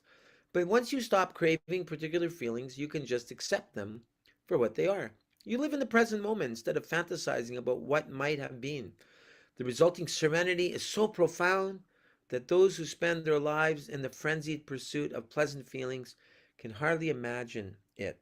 It is like a man standing for decades on the seashore, embracing certain quote unquote good waves and trying to prevent them from disintegrating while simultaneously pushing back quote unquote bad waves to prevent them from getting near him.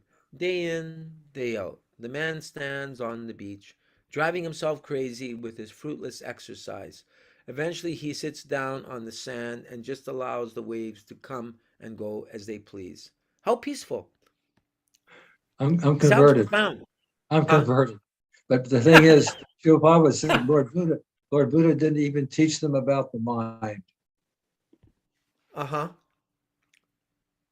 They were so full from the cow killing. You see, they all sin. They were so sinful. He couldn't teach them about the mind. Mm-hmm. He kept them on a bodily platform, which disintegrates the time of death.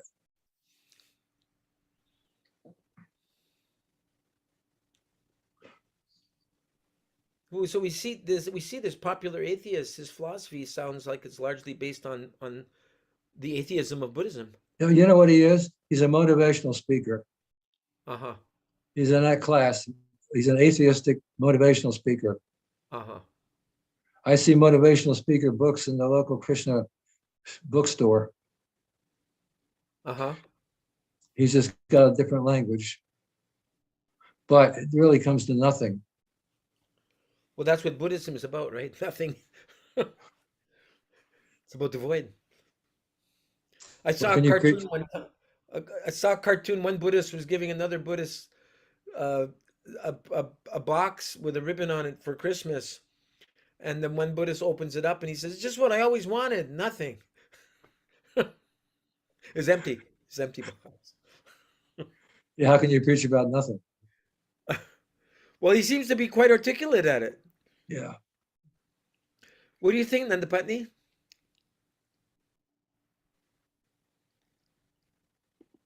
I'm actually having supper. Oh, okay. Sorry, don't mean to Yeah, that's all disturb. right. It's okay. She's listening in. But she's Yeah. right about him. She's right about him. He's got the vocabulary. He's creative vocabulary, and he's got a system of speculation that is very convincing, because when he talks about frustration in the material world, when he talks about not being really able to keep happiness, he's right on. And because Mhm. he's right on about certain things, people listen to him about the rest. Hook, line, and sinker. They buy the whole thing, whole enchilada. He says consistency is the playground of dull minds.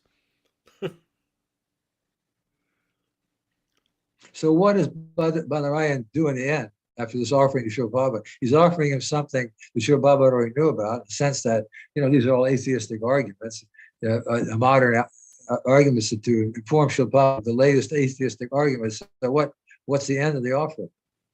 Oh, so I mean, it's an okay, offering. It's an yeah, offering, right? yes, a beautiful offering. So Ryan says, after all these atheistic quotes, he says, and who controls this? The elite, non-elected atheistic technocrats. These so-called elite are the enemies of the theistic class, specifically targeted by Srila Prabhupada's statements. Now he quotes Prabhupada's second canto, third chapter, 21st verse. Advancement of material science without God consciousness is a heavy load on the head of human society. And so one must take heed of this great warning, because we have to prove that he is a rascal to another rascal. We have to take your help, Swarup Damodar. This is our policy. Otherwise, so far we are concerned, if they go on lecturing for millions of years, we shall kick on their face. The Great Reset conception, which is by their admission in their white paper documents meant to fully be instated by 2030, has as its basis the need to reduce the population by approximately 90%. As they do not believe in a perfect and complete supreme being who creates a world perfectly equipped as a complete whole, they postulate that the world's resources are limited. Thus, to sustain the earth, there must be a culling of the population. It's true. I went and I looked up World Economic Forum today, headed by Professor Klaus Schwab, and he was saying we're dedicated to creating greater sustainability in the world. But he doesn't say right out that we're going to make the world more sustainable by getting rid of 90% of the population. This is stated openly in their document and other public records by their spokespersons. Welcome to the New World Order. It is real and it is coming to a theater or town near you. Their model is Communist China. They, the Rockefellers, etc., who Srila Prabhupada revealed to Rupanuga were Rakshasas, funded Mao Zedong, who killed 80 million people. Who killed 80 million people. Where did that go now? In his so-called cultural revolution. What is the status there? Religion is outlawed. Books are burned. Followers of religious and spiritual groups are persecuted, sent to concentration camps. Their organs are harvested while still alive. It is a living hell for the pious. And they are surveilled 24/7 with millions of face recognition cameras. Anyone who speaks out against the government has their social credit score demoted, which is tied to their bank account. Thus, if you express religious sentiments, you can be completely shut down. This is their vision for the world.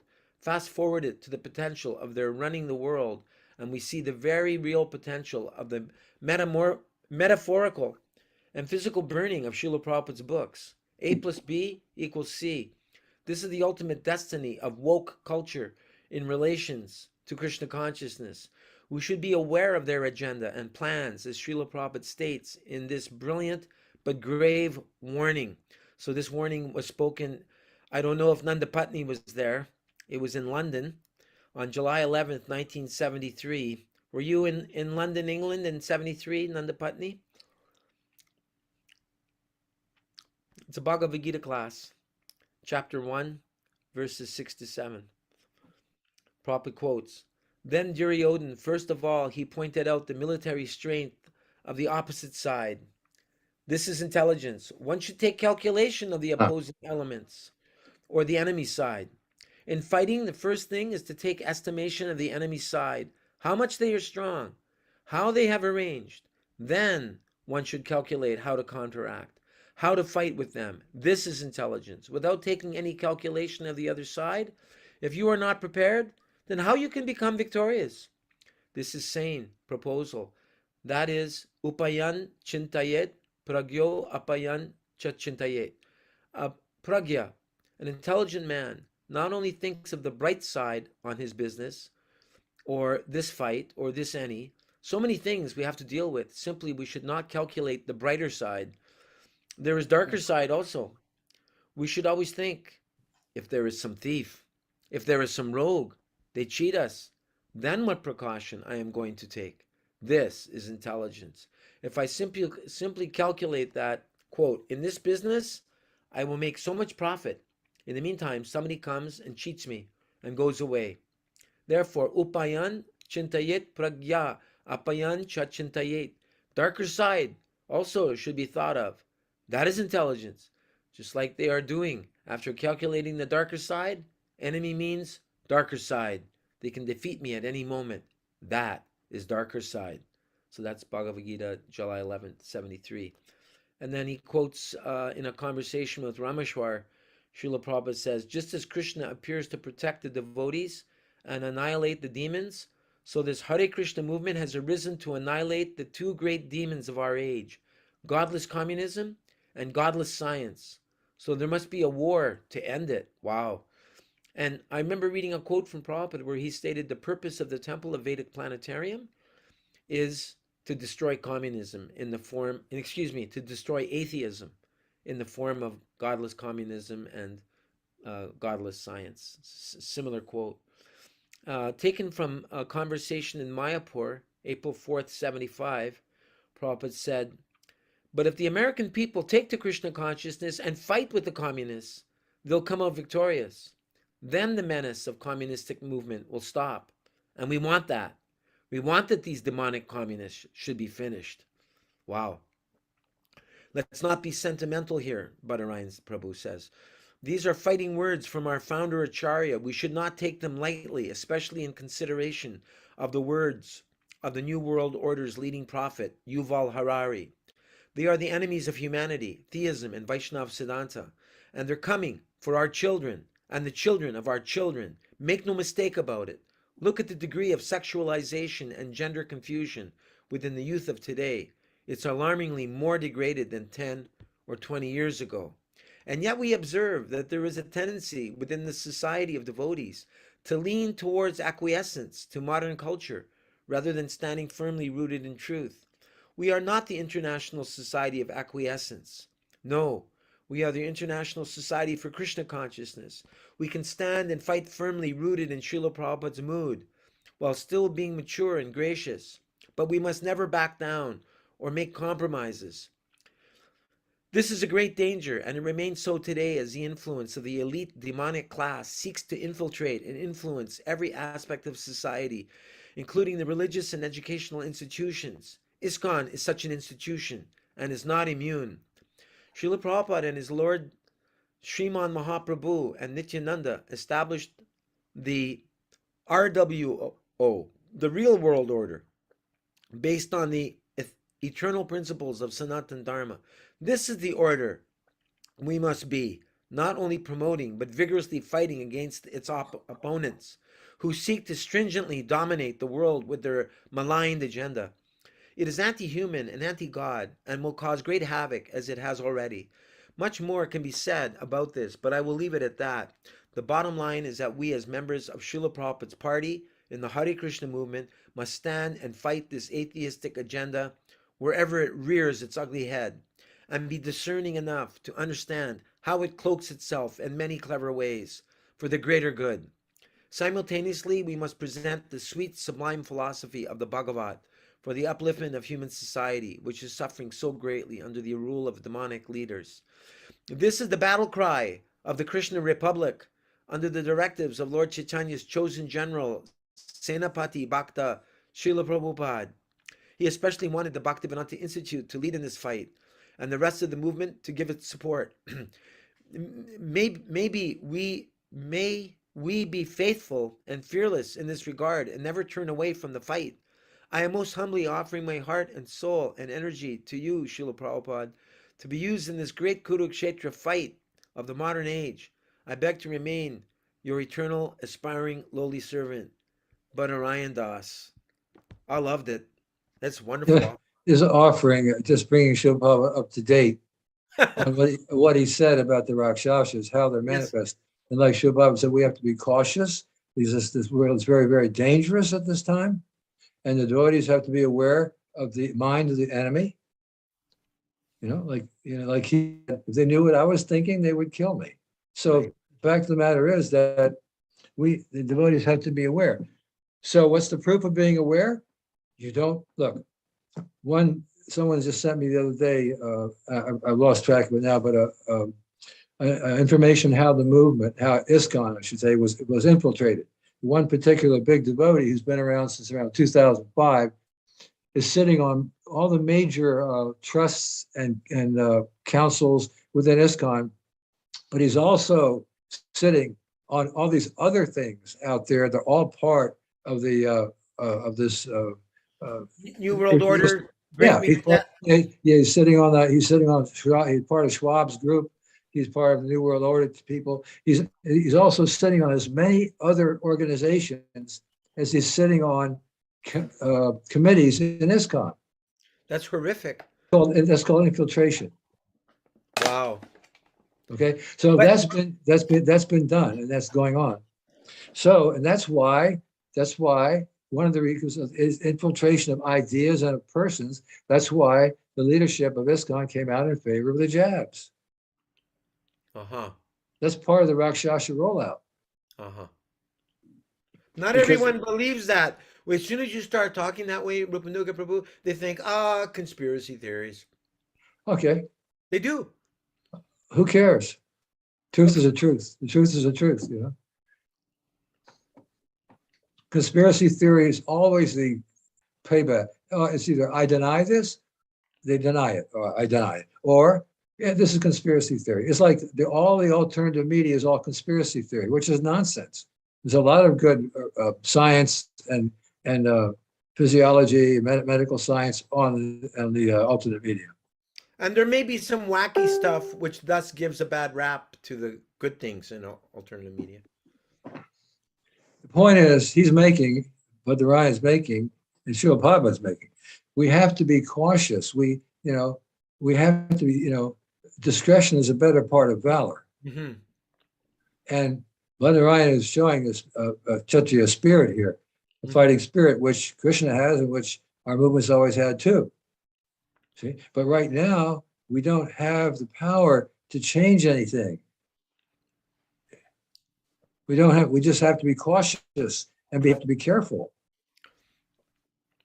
And we preach, of course. And some of the senior section will be interested in what we have to say.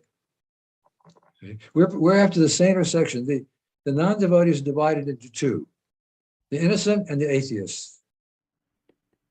Srila Prabhupada said that we basically avoid the innocent people who are just misled and educated in the wrong way.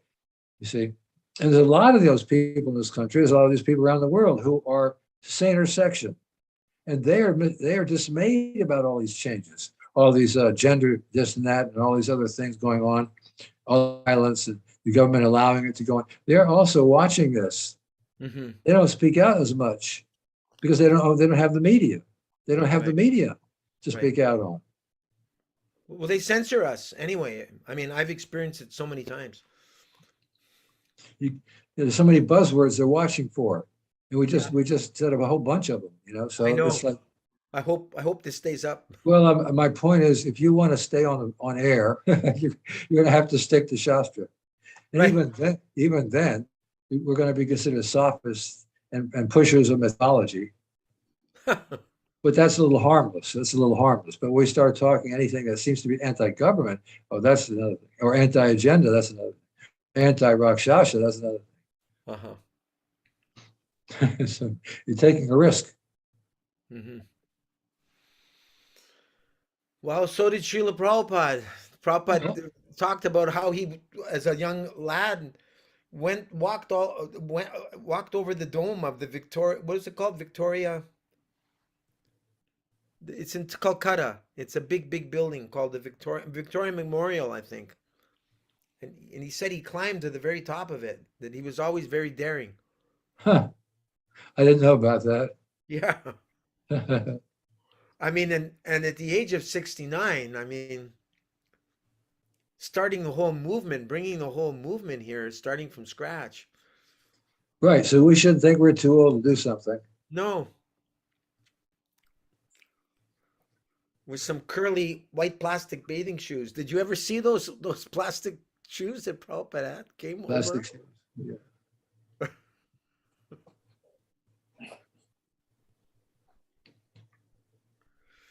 Yeah, Prabhupada gave such a huge responsibility. The key is no compromise. That's what he said about Srila Bhaktisiddhanta Saraswati Thakur. He said he had a chopping, didn't he? An axe in one hand or something. He was a chopping technique. Srila Prabhupada said a lot about no compromise. He said, I've never compromised. Uh-huh. Yeah, when the Dr. Mishra told him, Swamiji, you're going to have to wear pants and learn to use a fork and a knife. He said, no, I've come here to teach everyone how to forget how to use a fork and a knife. Yes, that's for eating meat.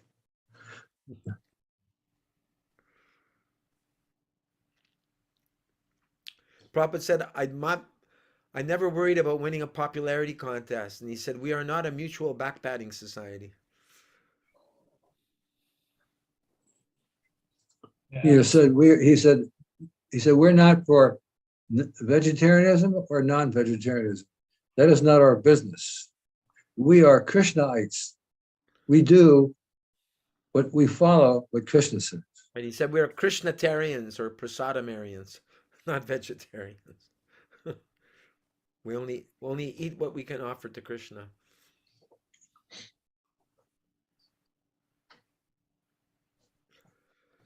No compromise, yet at the same time, it seems that Prabhupada, had to bend the rules to accommodate us. Well, Lord Chaitanya said this in Chaitanya Charitamrita, or Srila Prabhupada remarked that Lord Chaitanya said, unfortunately, we have to take consideration of the time and place where we are, and conform with certain social practices. That's as far as it goes. What was he referring to? I guess it depends on where you are. Okay. Time, Just place, like here, circumstance. Srila Prabhupada, he was being criticized for mixing men and women in the Right. temple, which wasn't done by the Gaudiya Math in India.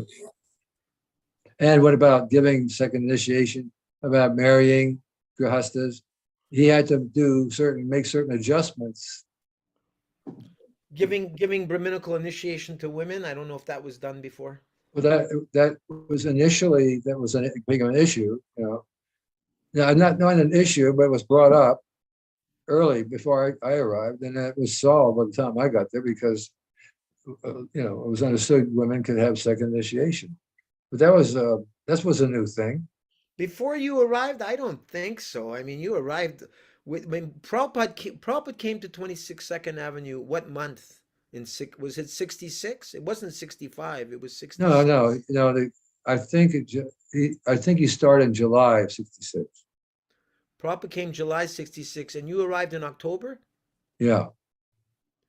Yeah, so could they be talking about Brahminical initiation before you arrived? That's only We didn't have second initiations until 1969. okay. There you go.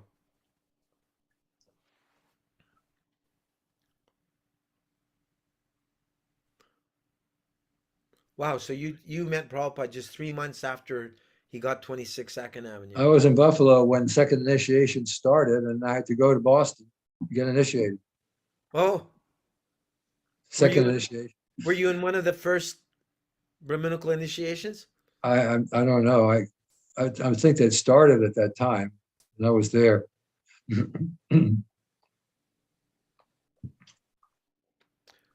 Did you have anything to do with ISKCON Press?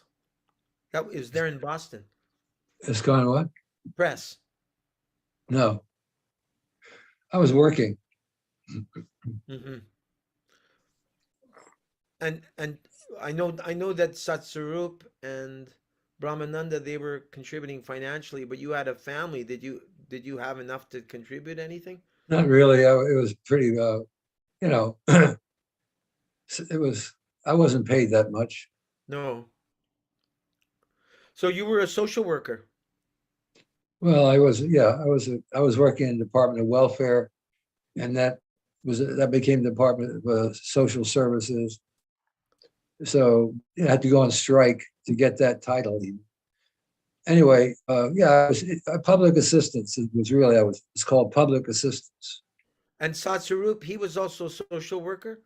He was in public assistance also in another center Okay. in Manhattan. I was in Berkeley, So you're in the same line of work. right, at that time. Uh-huh. But he had time to do something because he didn't have a family. Right. So he was able to do a lot of tight stuff around. He was able to be around the storefront a lot. Right. So through your work, I mean, I understand it's a thin line when you're working with the government, but were you able to, because sometimes I remember at one point, I still have some of those letters that the Hare Krishna movement is, very successful at helping to treat people with drug addiction. So were you able to cultivate any people through your work as a social worker to help people come to Krishna, or that was too difficult of a thing to do? No, that wasn't possible. Who was Mhm. Prabhupada's first disciple? Vanessa, thank you for coming all the way from New Zealand. Hare This Krishna. is Bhakti and Vanessa, who is part of that amazing team with Sitapati and her good husband Buddhi Mantakan Muchukunda, who were distributing 2,000 to 4,000 plates of prasadam every day, 12 hours of Harinam. She's one of the key players over there.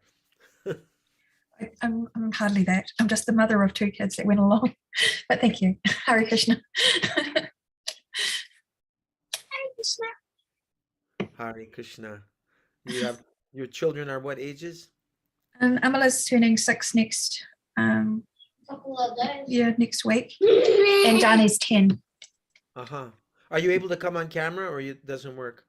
Not right now. They're eating lunch. Okay. All right. And wandering around. but we can listen to you. Yeah, no, I mean it's difficult when, because Srila Prabhupada taught us to honor our authorities as his representatives. However, the representatives in New Zealand were saying doing Harinam is the right thing at the wrong place and the wrong time. And so you want to respect the authorities, yet at the same time you're thinking, well, Srila Prabhupada had us go to all of these uh, protests in the early days. You would know about that, Rupanuga Prabhu. There must have been quite a variety of different events going on, but did Prabhupada ever forbid us from attending them for Harinam? There wasn't much of a there wasn't much protesting going on at that time, but mostly against the war. Right, Vietnam War. Yeah, we didn't participate. I mean, I don't remember going to any Harinams because they didn't have that many of those parades. They didn't have that many get-together. It was just a general resistance. Sometimes they'd get together and have a big parade or something. Right, But that was before I joined. I see.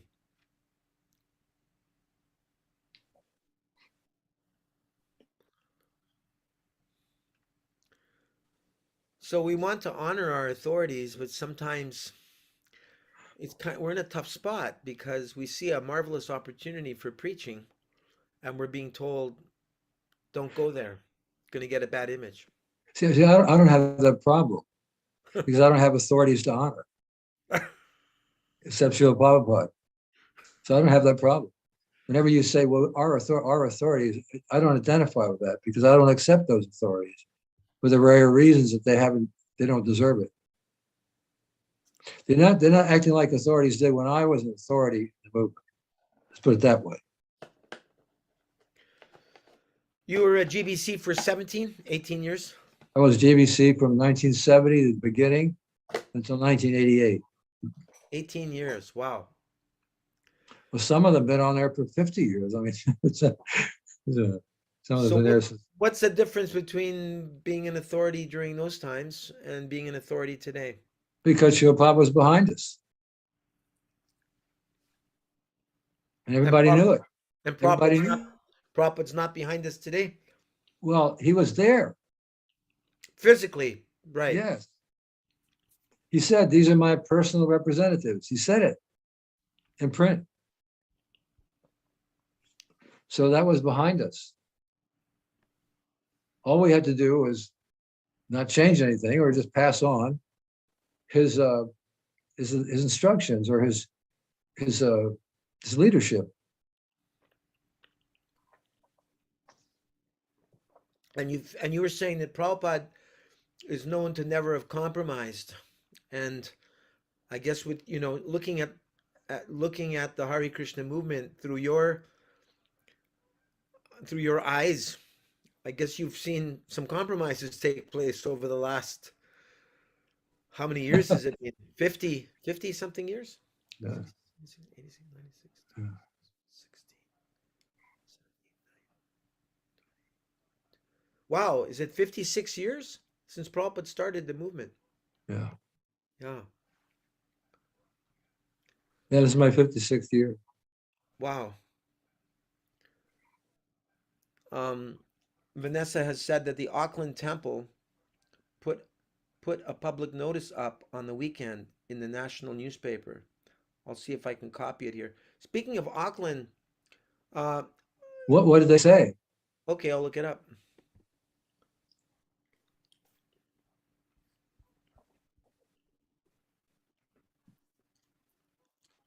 Well, I just clicked on it.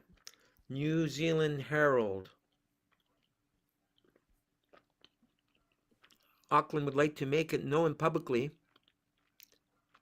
that the following people do not represent, ISKCON Auckland, public notice region. Auckland would like to make it known publicly that the following people do not represent ISKCON Auckland in any capacity: Josh Wolf, Sitapati Das, David Knight, Krishnendu Das, Joshua Menhiri, Muchakunda Das, Paul Tuffery, Pranat Das, Aaron Walker, Abhay Charan Das, Barry Wilcox, Budi Mantakandas, that's her husband. Neither are they authorized to act on behalf of ISKCON Auckland. No individual can represent ISKCON Auckland without express written consent from ISKCON Auckland. Published Saturday, May 14th, 2022. So this went in the newspaper, Vanessa? Yeah, yes, it was in the newspaper. And Was it? and they all and the president also announced that these people have nothing to do with ISKCON Auckland because we are 100% vaxxed. What? They denounced, in other words, they That's denounced, the temple president denounced the local devotees who went and attended. Right. He disowned them, so they're liberated. Let them do let them do the needful.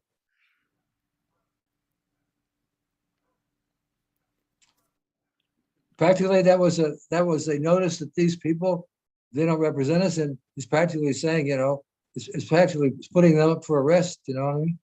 They're all independent. They're not performing their religious principles. They're not out chanting the holy name of God. They're out there doing what they want to do, and we don't agree with it.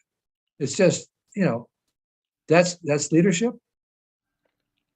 That's Talk misleading. about compromise. It's just lockstep. Mm-hmm. And I can read you Woody's response to that. He wrote, Sure. He didn't write it. I mean, he didn't publicly say it. He just said it on my Facebook page because I added it. But he said, it's sad to see that ISKCON Auckland felt the need to go to the extent of having to publicly make a statement like this when A, there has been no dialogue, conversation or contact made from ISKCON Auckland to any of the devotees mentioned regarding whatever issues they have. And B, none of the devotees mentioned here even promoted anything they have done as being representing ISKCON Auckland, nor had any intention to represent ISKCON Auckland. So their concerns and claims are false. For those that may not be aware, the devotees mentioned above were all present at the protest against the government mandates in Wellington in March. This was a group of independent devotees who gathered there to distribute prasadam and chant Hare Krishna for the benefit of all. There was no affiliation or representation of any particular ISKCON centre or even ISKCON in general. ISKCON management were not supportive of devotees being there as they felt it would be detrimental to the reputation of ISKCON.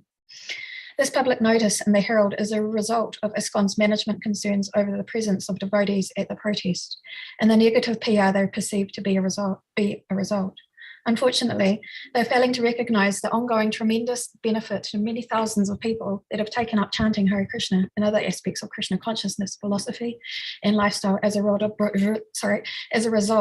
of the devotees being at the protest. It is also sad that they have failed to recognise the tremendous goodwill and positive PR amongst many hundreds of thousands of people that has been generated towards ISKCON as a result of the presence of the devotees at the Wellington protests. The saddest thing is that because of Who the wrote event, Who wrote this? this one that I'm reading now, Yeah. Who? the one that I'm reading now, Budi wrote. Yeah. Who? Budi. Oh, Budi it's your Mann. husband. Yeah, Okay. he wrote this as a response because I put it on my Facebook page because people were commenting and stuff. So he was just clearing up. Good. Yeah. So he said, it is also sad that they have failed to recognise a tremendous goodwill and positive PR amongst many hundreds of thousands of people that has been generated towards ISKCON as a result of the presence of the devotees at the Wellington protests. The saddest thing is that because of their being overly concerned about the reputation of the institution and misinterpreting the presence of the devotees at Wellington protests as being detrimental to their reputation, they've gone to the extent of making public statements with false claims, which simply makes them look foolish and only damages the credibility and reputation of ISKCON in general. Yeah. I'm unable to see how any thoughtful, sincere devotee could think that this attitude would be in any way pleasing to His Divine Grace, Srila Prabhupada, the founder of ISKCON. Very well. Very well written. Very well. So yeah, I just wanted to share that with you. How do you feel about all of this, Vanessa? It just goes to show like who actually has actually understood the teachings of Prabhupada, who it kind of creates, yeah, I just feel like it sort of created a divide, which is unfortunate, but it's also sorted out the people that are sincere followers of Prabhupada and can actually see his mood and want to you know, want to further his movement, you know, and spread the wonderful teachings to others. So yeah, and in a way it's good. I saw many positive responses. I lost everything when my account was taken down, but you were saying that people are actually asking how to put tilak on. Yeah, we've had people I've had people asking, I've sent out Bhagavad Gitas personally, you know, like I've seen a lady saying, I'm just ready to give up everything. I want to join you guys. Wow. We've had just like the Abhay Charan who did the prasadam, he's actually in hospital at the moment, but he just had like a tremendous amount of positive, you know, positive feedback, and he actually organized like a 3-month. I think her comment there, if I may notice that the point she said that we like to join you guys. That's the difference between what they're doing and what ISKCON's doing. Yes. They're recognizing to join you. They're following you because you're chanting 19 days the same tune they were chanting before you even got there one morning. Oh, here the Hare Krishnas are. Now the real Hare Krishnas are here. But they're the real Hare Krishnas too. They have to understand that in time. So what's happening is a division is being made. The division is being made. It was made by the leaders there in New Zealand, not by the rank and file devotees. But they are throwing away a certain section of rank and file devotees who don't agree with them. And the rank and file devotees are certain that they're following Srila Prabhupada. They're doing what Srila Prabhupada wants them to do. Now I'm asking you, do you think that Srila Prabhupada wants them to do what they're doing? Absolutely not. They're supposed to protect devotees at the right time and place and give them legal standing for what they do. They're not supposed to disown them. They're throwing them to the lions. This is unbelievable. So they're separating the men from the boys, that's all. It's the wheat from the chaff, that's all. So you have to realize the responsibility you're being given by Srila Prabhupada to do this, to act on his instructions and not something else.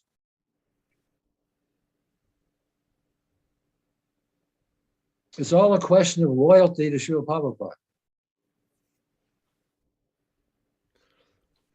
Are they loyal to Srila Prabhupada when they disown the devotees? Would he like that? Would he approve of it?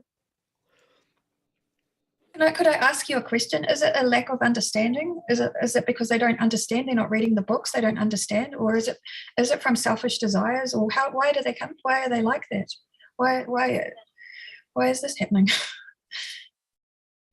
Well, we have to go to the philosophy. Profit, adoration, distinction. That's it. It's either Krishna consciousness or it's profit, adoration, distinction. Just like someone said on the other day on an email to me, "Oh, it's not good to bully anybody. It's not good for people to bully." And I wrote back, "Bully's not one of the 26 qualities. So you're being bullied. So what does that mean? There's a lack of, I don't see bully on the 26 quality list. I don't see any of this behavior between devotees as being anywhere in Srila Prabhupada's books or teachings. It's materialistic. Let me play devil's advocate for a moment, if I may, Rupandoga Prabhu. So, formerly in the Soviet Union, devotees would have been stopped from doing Harinam on the street. They could have had problems with the authorities. So, one may make a comparison. So, similarly, because they have this really witchy witchy bitchy prime. Is she still the prime minister? What's her name? Jacinda? Vanessa? I don't know what happened to her. Anyway, they had this very tyrannical leader in New Zealand who was forcing people to take the jabs. I mean, would a temple president not feel justified thinking, my God, if we go against the powers that be, they could shut down our whole operation here. They could stop us from having our temple. So we need to distance ourselves from these frontliner Hari Krishnas. What do you think, Rupanuga Prabhu? I think it's premature. I mean, the devotees behind the Iron Curtain couldn't have kirtan at home. It was illegal. They couldn't have a press. The press was underground. They couldn't go on the street. They'd be arrested. It's a whole different thing behind the Iron Curtain. Now they're putting up more Iron Curtains. That's all that's going on. They're starting to construct more Iron Curtains. Uh-huh. They haven't gone up yet, but it's beginning to look like an authoritarian regime. Uh-huh. So we have to, just like Krishna's taking care. The New Zealand kirtans and the Shan distribution ended at the right time. Uh-huh. And even the local gendarmes helped them move over to the road. Gave him a And warning. the leader who was there thanked them for being there. Mhm. But as soon as they moved them out, they burned the place down. Right. So Krishna made sure they didn't burn it down with them still there, right? A few books got burned, I heard. Maybe, but that's the risk we take. Even airports, the books got thrown in the trash sometimes. Right. So the devotees are acting within the law. They are permitted to do what they're doing. They have been permitted to do what they're doing up until this lockdown came. Uh-huh. But for the leaders to come out and say that, they could have done it an entirely different way. They could have framed it a different way. There was some sort of a problem with the communications here. We want to make it clear that we're not supporting, any anti-gun. Come out with some statements Uh-huh. instead of just disowning everybody. Yeah. But we like a statement like we want the authorities to understand that this we were doing that we always do. We always go wherever there's crowds. We always distribute prashadam whenever possible. We're just doing something which we always do all over the world. There was no intention to be anti-government. I mean, why not speak the truth? That's the problem. Didn't Srila Prabhupada say that every time we go on Harinam, we're making a statement of a protest against the government? Something like Of course we're protesting. We're protesting Maya. We're protesting people following Maya. We're protesting Right. people following Mudha governments. We're protesting so much. We're all this nonsense education and everything. We're protesting. The movement is a protest. that? But Yes. it's not a violent protest. It's not an illegal protest. They can pass laws to make it illegal. Maybe that day is coming. Maybe the day's coming when they'll look at Srila Prabhupada's books and say this is hate speech. This is Yeah. disinformation. Yeah. That's What he says about women, what he says about this, what he says about that. But he's not anti-government. Truth. Well, Prabhupada is pro-government, but government by Raja Rishis, by philosopher kings, not by gundas and mafia. By comparison, Srila Prabhupada was a comparison preacher. He compared modern mismanagement with real management. Ishavasha. That's why he went to the UN building and distributed, peace formulas.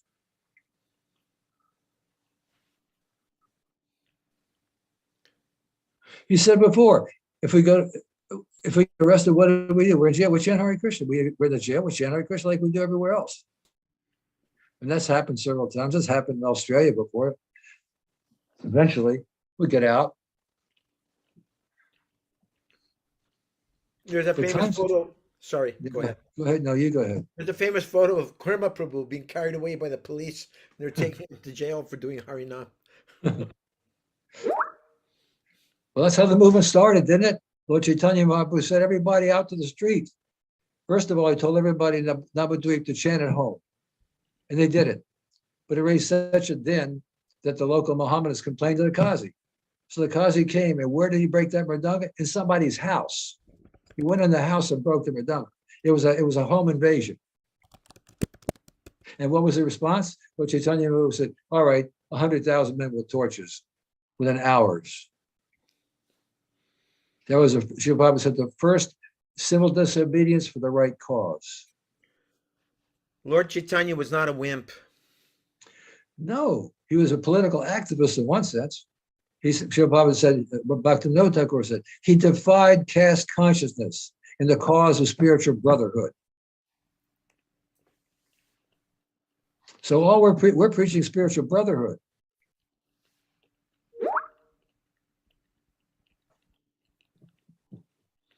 But the authorities at the temple were not speaking like our brothers.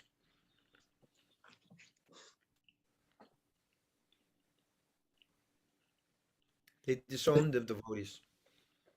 They could have, like I just said earlier, they could have come out with a different statement that would not require them to be disowned. We just explained, more about the movement and how they were acting as ordinarily they would do.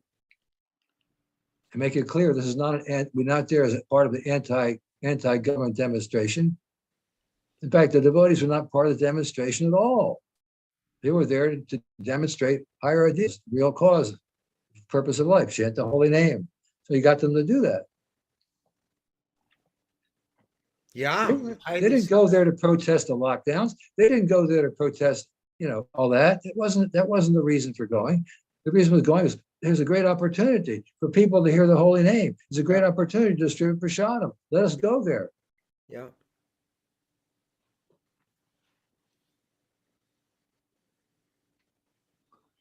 They don't think like materialists, politicians, government people. They just think about the welfare of the people.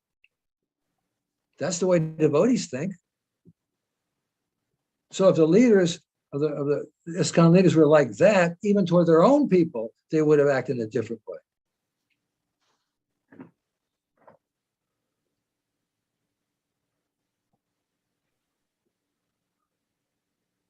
What they did when they do that, it's like putting them out for, like putting them out. Like the next thing is get them arrested. They do it again. If you don't like it, you can arrest them. We're not going to defend them.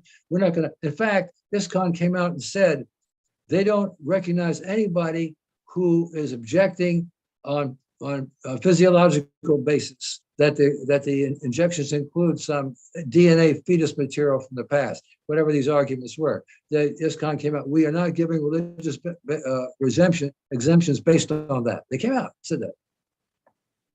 Devotees tried to do that. I don't want to take the jab because the contents are derived from fetuses, and which is true, but ISKCON said we don't acknowledge that. We won't give exemption because of that. We don't claim exemption because of that argument. The GBC said that? I don't know if it's GBC or whatever, but it came out. I forget when I saw it, but it came out that this is not. We're not giving anybody religious exemption. No, in other words, no shelter, no protection. Well, call it what you like. I call it. Of course, I'm a radical, right? But I call it betrayal. Yeah. No, that's not radical. That's the facts. I'm sorry. That is a betrayal. One terrible. One GBC said to me, if you want to get a religious exemption, it's easier if you just go to a Christian minister. They'll give it to you. I'm thinking, wow, that's really bad. We don't even have our own people, so we got to go to the Christians now. That's complete betrayal. Sorry, I have to agree with Rupanuga. Oh, don't be sorry. It's sad to have to say that, but that's the facts. Sorry. You're going to be labeled a radical. But I like your definition of, or bringing to my attention, Rupanuga Prabhu, that radical comes from the root. It means the source. So radical, because in the West, we generally think radical means, whoa, so he's radical, he's way out there. Extreme, yeah. But yeah, extreme. But But Radical comes from a word meaning root, from a Latin right. word. But So when you I like that. I like to cut to the chase. I like to get to the root of the matter. And the heart of the matter here is a betrayal. yeah, I That's like the that. heart. Yeah. And you can package it like you like or give excuses as you want, but it's a betrayal. Instead of defending, it would have been easier to defend them. And just like when Shubhava told the story about he had to go to court because someone was working for him was selling contraband materials under the table. He didn't know about that. Opium, I think.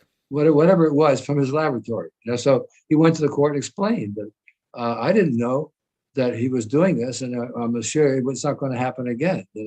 So he took the right position. And the court let him go. But he said if it happened again, I would have been in trouble. So he must have dismissed that person. So he handled that in such a way, the court agreed with it. So instead of saying all this anything else excuses, making excuses. These leaders there are trying to make excuses for what the devotees are doing. That wasn't their position. They shouldn't have tried to make excuses for everybody. They didn't even go that far. They want to get rid of them, get them out of sight. We don't want to know who they are. We'll give you their names. What was he doing? Give them names so they could be arrested? Why give their family names along with their spiritual names? Horrible. Why are you doing? That's demoniac. Why are you giving the legal names of these devotees? That's a legal movement. That's a legal step to take. Because they're traitors. Yeah, because we were disowning them, and here's their real names. Wow. No, that's a fact. That's Now I see more than ever how it's a betrayal. You're actually turning in your own brothers, the preachers of Mahaprabhu's mission, to save your own back because you're worried that you might get incriminated. For example, if they go out again, just give you an example. If they were to go out again for some other reason, where there's a crowd, which is what we do, and they got arrested, say, somehow or another, they got involved in some sort of melee or somebody were attacked and they had to fight back. Who knows what happened? Yeah. Who knows what happened? Their names are they're known. They're known. Their names are given. Uh-huh. They've been marked. Yes. Wow. Wow. So what they're saying, Wisconsin's saying is these people are troublemakers. Yeah. And we're the good ones. We're the ones that just ring the bells in the temple. We don't go out. Well, we're the authorities. We know who's troublemakers, who's not. Those who are not troublemakers do what we tell them to do. Yeah. You see, right? These leaders are doing more damage to ISKCON than the deprogrammers in the 1970s. I don't know. I don't know if Vanessa knows what a deprogrammer is. Do you, Vanessa? Ted Patrick and all those crazy people. No, Vanessa, do you know what he's talking about? No, she probably, it doesn't matter, but it's the main thing. That's the point. We lived through that era where we genuinely. Woody Mantakan, is that you, Prabhu? It is, Prabhu. Hare Krishna. Yeah, thank you so much. Obeisances to Rupanuga Prabhu is appreciating very much your efforts. We're all appreciating your efforts in going out and keeping the Harinam going. You were the main cook, were you, between 2,000 to 4,000 plates of prasadam every day? No, I wasn't. There was a team effort. There was one devotee, Abhay Charan Prabhu. He was there initially, and then I came down and relieved him for a week or so. Yeah. But between 2,000 to 4,000 plates of prasadam went out every day. Yeah.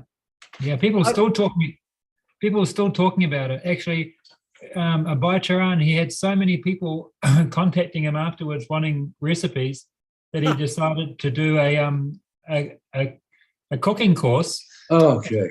And then many people couldn't make it for the cooking course. So then they said, oh, can you come to us? So he organized a 3-month tour all around New Zealand. Wow. He was doing cooking. These are all people from the protest. They wanted cooking courses. They wanted Vedic. They wanted Ayurvedic lessons. They wanted self-sufficiency lessons. Wow. And yoga. And so him and his wife would begun this traveling around New Zealand. And these are all people from the protest. And they want vegetarian cooking, yoga, philosophy. And so he's doing a tour like that. Wow. The people don't want form. They want substance. They want Exactly. substance. They want And the you're- real. Yes, yes. You go out and you give it. That has nothing to do with ISKCON. It has No. try to understand. It has everything to do with Srila Prabhupada and nothing to do with ISKCON. Mm. There's an automatic separation. And you see by doing that, the people are receiving you. They're wanting more. And that's in this way they can gradually become Krishna conscious by taking, you're teaching them home and applying it, introducing it in their private lives. Cooking, they can take that home. Books, they can take that home. Chanting, they already did that. They took it home and took some books home too. So the books are there. They're literary incarnations sitting on the shelf, waiting for the next step. It's not going to come from ISKCON. No.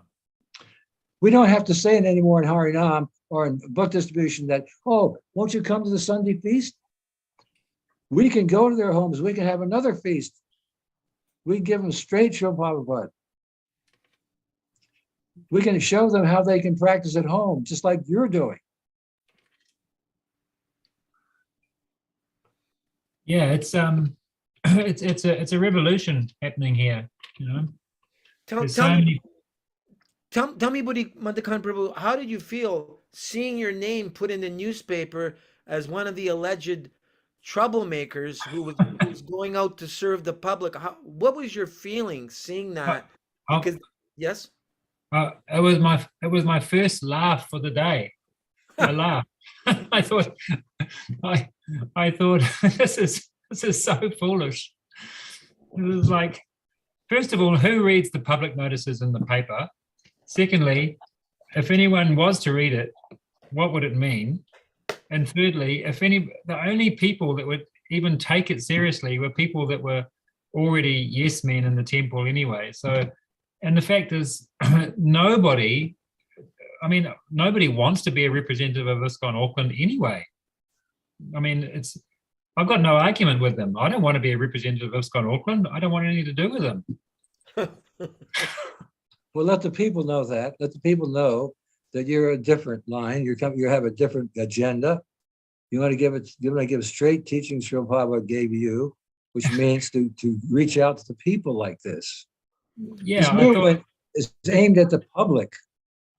anyone can put a public notice in saying anything. I was thinking, I could put a public notice in saying, please note that, Kala Samvara, Ramai Swami, Devanrita Swami, all the people that I know made that decision. I said, please note that these people do not represent the teachings of Prabhupada. So anyone can put a public notice in saying anything. Yeah, it's quite funny. I know last week they had their annual meetings, like the temple, each temple, Christchurch has a temple, Wellington has a temple, Auckland temple, they all have their temple meetings with Devanrita Swami, Ramai Swami, etc. And then they also have a national New Zealand ISKCON meeting. And the top thing on that, I got sent the agenda, and the top thing on that on their agenda was what to do about the protests in Wellington, which were like 2 months ago now. What are we going to do about that? How are we going to discipline the people that went there, and how can we stop it happening again? So that was their number one. So as a result, I wasn't present at that meeting, obviously, but as a result of that meeting, they must have said, "Well, we'll put a public notice in the paper." So that's why that came about. what you wrote was really well written. Vanessa read it to us. It was great. Okay, yeah. No, it is sad. It's sad that they even have to go to that extent. Then there was no consult. None of them ever contacted any of us to talk to us about it. And the fact is that we never advertised anything to do with ISKCON. We're just a group of independent individual devotees that went there, inspired to preach.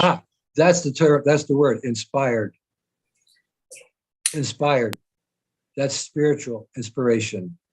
That's not what they're experiencing. They're not inspired spiritually. They're inspired. They're inspired materially. They're concerned about the institution. They're not concerned about the people.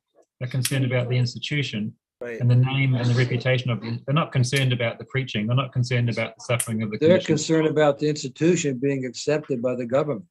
Yeah, exactly. And you're not. You're concerned about the Hare Krishna movement being accepted by the people. Yeah. They're concerned about ISKCON being accepted by the government. Hmm. And I say, radical as I am, the ISKCON and the Hare Krishna movement are two different entities. Wow. Yeah. They used to be synonymous. When Hmm. Srila Prabhupada was here, that was the movement I joined, the Hare Krishna movement, and ISKCON were the same thing. In fact, my initiation certificate on my wall says that Mr. Robert F. Corns, Rupanugadas, is a duly initiated member of the society. Srila Prabhupada Right. was initiating us into ISKCON, Right. but I left ISKCON. I'm still Srila Prabhupada's man, but I left ISKCON for the reasons that you are seeing now. Yeah, we had one of those names mentioned was Muchukunda. He's a Devanrita Maharaj disciple, and so he's had he came here after the festival, after the protests, and we were having some talks, and he said, "Oh, I feel some conflict because my I feel what I did was pleasing to Prabhupada, but it wasn't pleasing to my Guru Maharaj." And I said, well, the two should align, they should be in alignment. And if there's a dispute, you go to your Param Guru. Yeah. You go to the founder Acharya, who gives the instructions and the inspiration for Harinam, who brought it out of India to the rest of the world. You go to him. He's the higher authority. You have to go to the highest authority in spiritual life. And Srila Prabhupada is the highest on this planet. So that's the answer. But couldn't they use the argument to say, well, one should not jump over. One has to go through their guru to be able to go to the Param. No, you don't jump over. When you go to Srila Prabhupada, you're going to the original. You're not jumping over. You're going to the latest You're going to the latest Parampara Acharya. You're going to the latest Sampradaya Acharya when you go to Srila Prabhupada. You're not jumping over anybody. You're going to Srila Prabhupada, who's the Parampara Acharya in ISKCON. He's the last Sampradaya Acharya. There's even about that, not from his followers. The other side, other people want Sridhar Maharaj, the last Sampradaya Acharya, but he's not. Srila Prabhupada is. And nobody can hold a candle to what Srila Prabhupada did. Nobody can even think about it, what he's done. So he is the latest Sampradaya Acharya. And what he says goes because his books are for the next 9,500 years. Therefore, they're the actual authority. How is saying that Srila Prabhupada is the last Sampradaya Acharya not Ritvik? Because some would say, oh, if Prabhupada's the last one, then someone must be a Ritvik to say that. How is it not? Well, that's not what Srila Prabhupada, not the last guru. He was the last Sampradaya Acharya, but he wasn't the last regular guru. He was there when it happened. Okay. So he did appoint these Madhyam Adhikaris because he says Madhyam Adhikaris can take disciples from the Kanishta and the non-devotee class. So it's right there in Bhagavatam, in his own purpose. So he just did what he already said. He didn't have it. He knew nobody was an Uttamakarti. Nobody was an Uttamadhikari, and everybody else knew it too. And they knew it too. Everybody knew it. They're all Madhyam Adhikaris. But instead of emulating, they imitated. That was a mistake they made. But they were appointed. And the fact that some of them denied later that they were ever appointed is the most outrageous thing I can imagine. I can't imagine why they did, except try to reduce the offenses they committed while they were acting as appointed. That's all I could figure. How someone could deny that they were ever appointed? I was right there. They didn't deny it then. Anyway, that's a whole other issue. I don't want, I'm such a, radical. I'll discuss it, but I'm not here now. But I'm just saying that Srila Prabhupada did not contradict himself. And he's proven that he's the last Sampradaya Acharya. He's already proven this. Who has succeeded him? Who? Who can who can hold a candle to anything he's done? Who can write a book anywhere near the books that he's done? Who can have the influence of the course of history like he has done? Who else could have delivered the secrets up in India for 5,000 years? The true teachings of Lord Chaitanya Mahaprabhu and Sukadeva Goswami and Sutta Goswami. These teachings were locked up for 5,000. The sages of Misharanya, the conversation with the Perkin Raj and Sukadeva were locked up in India for 5,000 years in their true unadulterated form. And Srila Prabhupada is the person who brought it out to the rest of the world, which is what Lord Chaitanya's mission was all about. Now, who can hold a candle to that? And why should anybody want to go to a higher authority than Srila Prabhupada? It's amazing. May I make a comment? Please. The present, the gurus in ISKCON simply have to be transparent representatives of Srila Prabhupada. They are not entitled to add or change or subtract anything. And once they have done that, then this is where the confusion and contradiction and chaos take place. Correct, Rupanuga Prabhu? Yes.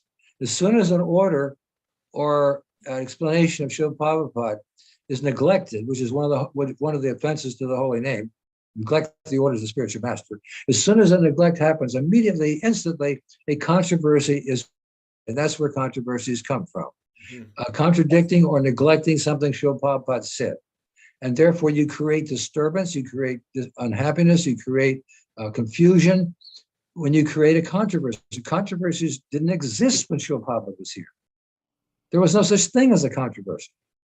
Yes, it was basically hegemonious. Wherever you would go in any ISKCON temple, whether it was New York or Baltimore or Philadelphia or LA or you went to Europe, everybody was on this. How can I put it simply? As Prabhupada disciples, we were all on the same page. Same standards. Yeah, same standard, same KC standards and practices were in every place where we went when Prabhupada was on the planet.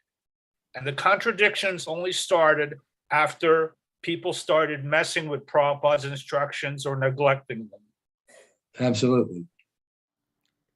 And to this day, this controversy is still existing because of this unfortunate thing that has been done and hasn't been corrected. They won't even admit that it exists.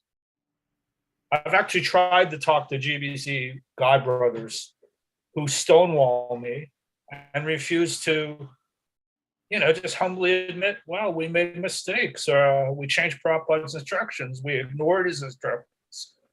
We neglected our God brothers and God sisters. They won't even get to the first base with talking about it. So, we just have to preach for Prabhupada in whatever way we can. His instructions are known to everybody. It's no secret. It's all in his books and his lectures and instructions. It's no secret what he actually wanted. Arjuna Prabhu, you've been humbly listening. I'm wondering, I know you're very thoughtful, analytical, intelligent. Do you have any thoughts from listening to anything you'd like to contribute? I had one comment. Bodhi Manta had mentioned that nobody was claiming to represent ISKCON, but Sitapati was actually calling it ISKCON Beehive, which I don't think was a very good tactical move. Beehive means like your parliament buildings, is that correct? Yeah, Beehive's the parliament building. So he was using the phrase ISKCON for the little setup they had down there at the protest. And I think if you just called it Hare Krishna Beehive, then it could have, with they would have less excuses for being upset with the protesters. I see. So better maybe Hare Krishna Camp or something like that. They would have still objected. Yeah. They would still have objected. They'd still be just as upset, but at least they wouldn't have as many excuses. Right. I agree, Arjuna. Actually, it was only Sitapati that was calling it ISKCON Beehive, and the devotees that were there, a few of us actually spoke to him about it and said we weren't comfortable with that. But yeah, he carried on with that idea, but I wasn't particularly comfortable with it being Yeah, well, called. he learned his lesson. Pardon? He learned his lesson. Yeah. Yeah. I'd love We to can't- get. Go ahead. He made it. That was a little compromise. There was not an ISKCON festival. There was not an ISKCON plan. It was a spontaneous arrangement amongst devotees. You didn't have to call it ISKCON, but because everyone wants to do what the ISKCON Srila Prabhupada left wanted to be done. That's all. It's natural. It's hard to see a distinction growing and growing between what Srila Prabhupada left and was going down under the title of ISKCON.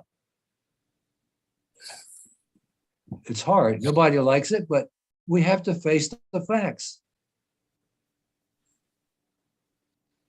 Yeah, because if you're going to do something in the name of ISKCON, it means it needs to be signed, sealed, delivered, stamped by the local JBC authority. And if it's not ISKCON, according to them. Please cut the break. Yeah, No, that's what they say. It's They such hold that a- authority. And they say if you don't do things according, because they want devotees to take what is it called? An oath of allegiance. Yes. Srila Prabhupada wanted that during his time. I remember it. But he wanted the oath of allegiance was to him, his ISKCON. That oath of allegiance, he wanted leaders to sign because he wanted them to be serious. Putting something in writing makes a person more serious. Mm-hmm. And sign his name to it. I'm putting this in writing. This is my obligation. Srila Prabhupada knew that. So he wanted his leaders to do that.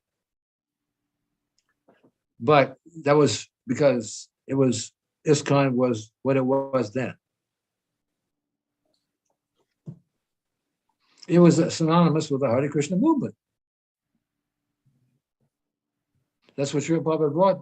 When he was the 10th anniversary in New Hastinapur, Potomac, Srila Prabhupada was there for that 10th anniversary.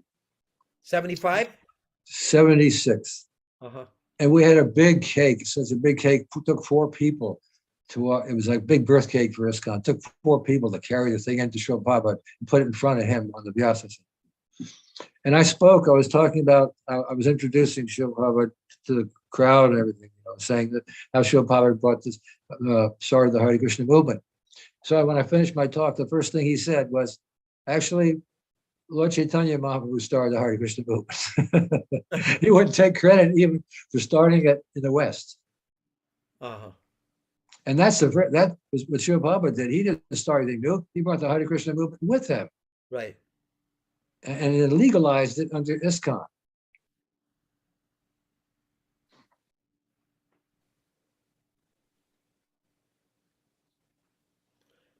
And now they're telling us that unless we follow by their rules, we're not within ISKCON anymore. Yeah, I'm so fortunate. I don't have that problem. I'm not under ISKCON's jurisdiction.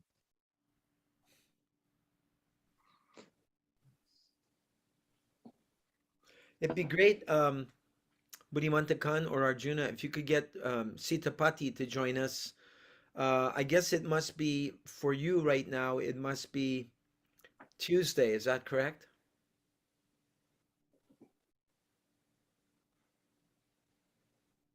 I think you're one day ahead of us. Like we're Monday here. I think you're Tuesday. So if you could Yeah, it's Tuesday here. please ask Sitapati to join. I don't think he's ever met Rupanuga Prabhu. Yes, he has. Right. Yes, he has. When he was talking about it from his vehicle, he was talking about. the Oh, whole that's thing. true. That's true. You were And I there. was talking with him. Right. Just that one time. Yeah. I'm glad you made contact. But we're here every Tuesday, your time, Thursday and Saturday. If this, well, actually, we're quite a bit over time right now. We started 3 hours ago, but it'd be great if Sitapati could come back. Maybe he's too busy. I don't know. Yeah, I'm not sure. I'll just be messaging on Signal, so you could message him too. Right. So are you developing sort of another community as a result of all your good contacts?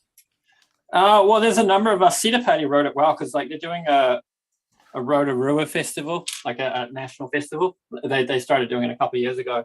ISKCON's organizing it. They try to get like even non-ISKCON devotees to come. But Sitapati's comment was, I'm just interested in hanging out with people who are only tolerating me so long as the demonic government doesn't tell them to remove me. And they'll remove me as soon as the demonic government tells them to do so. So we started a little we're calling it a namahata, just like getting together locally and like every second Saturday doing like prasadam kirtan. We might start inviting the public, but might just be a sangha. And even that's political. We got to be careful how we pitch it to the temple, because like my wife's good friends with the wife of the pujari, and she accidentally told him about it, and then she said it's like namahata, and she's like, oh, is What's that? a temple approved namahata? And we're like,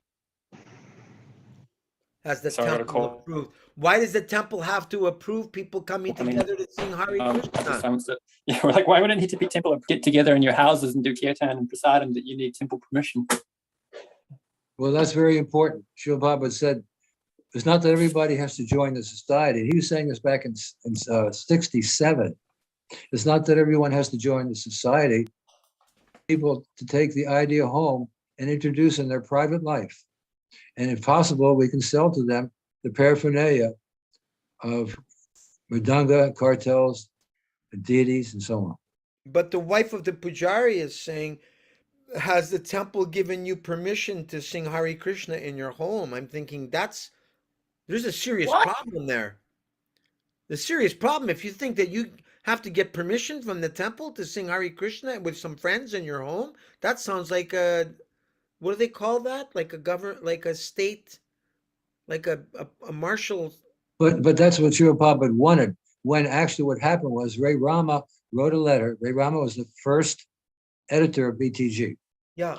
I knew him quite well. He was very good, very nice, intelligent devotee. He wrote in Srila Prabhupada, he was concerned that devotees, instead of having kirtan in the regular kirtan, they were having the regular kirtan, but they were having kirtans in their homes. And he was concerned that they might start doing that more than coming to the temple. So he wrote Srila Prabhupada back. Yes, that is our propaganda. We want people to take this into their own homes. I mean, that's what a cultural movement is, isn't it? Right. But in this instance, a lady affiliated with the temple is saying, do you have permission from the temple to have kirtans in your home? Which is totally Do you need permission? She thought so. Really? Well, then she doesn't understand the Sankirtan movement. Right. It doesn't need permission from anybody. Prabhupada's given the permission. Lord Chaitanya's given the permission.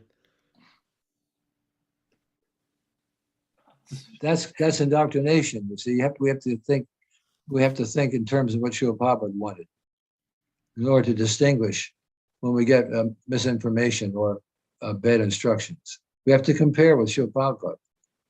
How does it measure up to Srila Prabhupada's standards?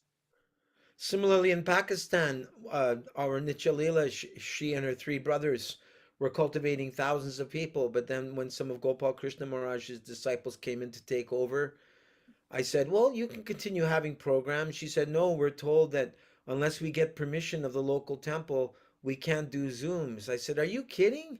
You can do a Zoom anytime you want, 24 hours a day, and talk about Krishna. You don't have to have someone at the temple giving you permission to get together and glorify Krishna. That sounds like communism or something. Do you know what I mean?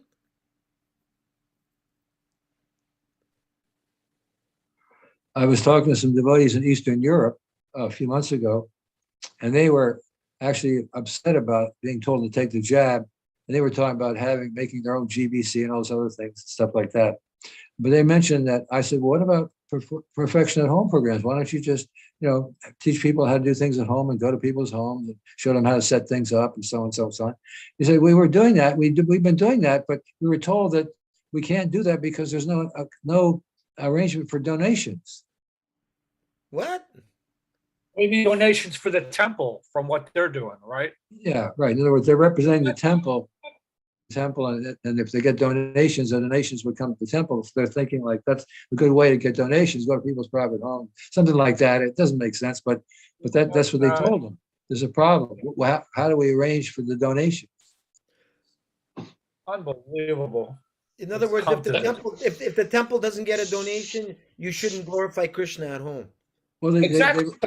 they were told not to do it because that was not clear how that would be done.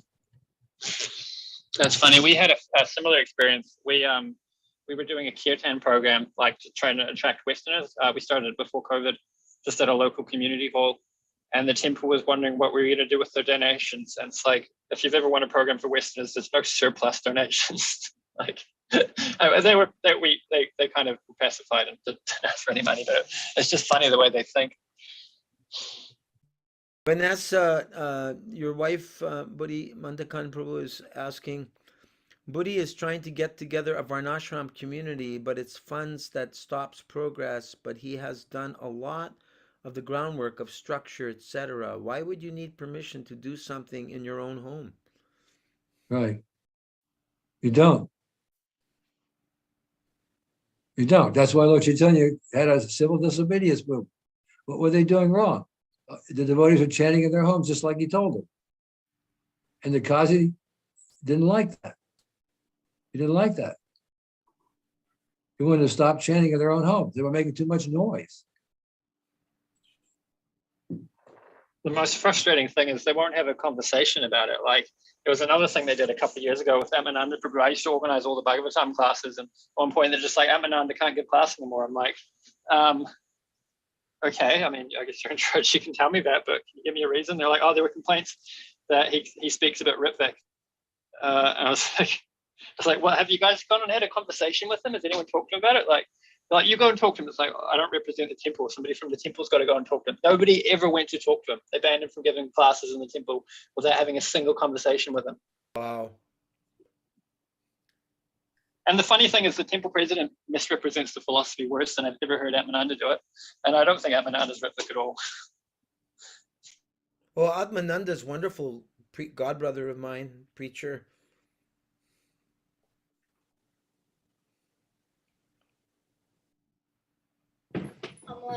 To give you some idea on how the authorities here are so money conscious, we set up an ISKCON Northland. We're about 2 hours north of Auckland.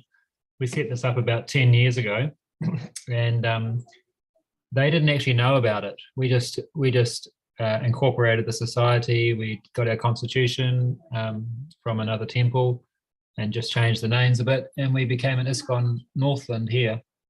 But I was very careful to actually set it up in such a way that we had no, because I didn't trust them, we didn't have any assets in ISKCON's name. We had a preaching center, we had a food for life, we're having Ratha Yatras, all these kind of things.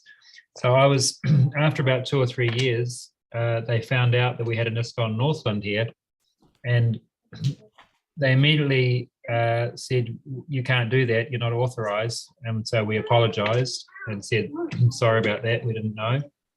And they said, so then they put a notice up on the notice board in Auckland saying that no devotees should attend any programs in ISKCON Northland because they're not authorized to be ISKCON. So after they got over that one, then they invited us. We had to come down because we had an ISKCON, registered ISKCON. Then we had to come to these annual meetings. So they have an annual meetings for each zone or each temple, and so we would go there, and they'd want to see the finance. The only thing they're interested is they wanted to see the financial accounts. That was the main thing.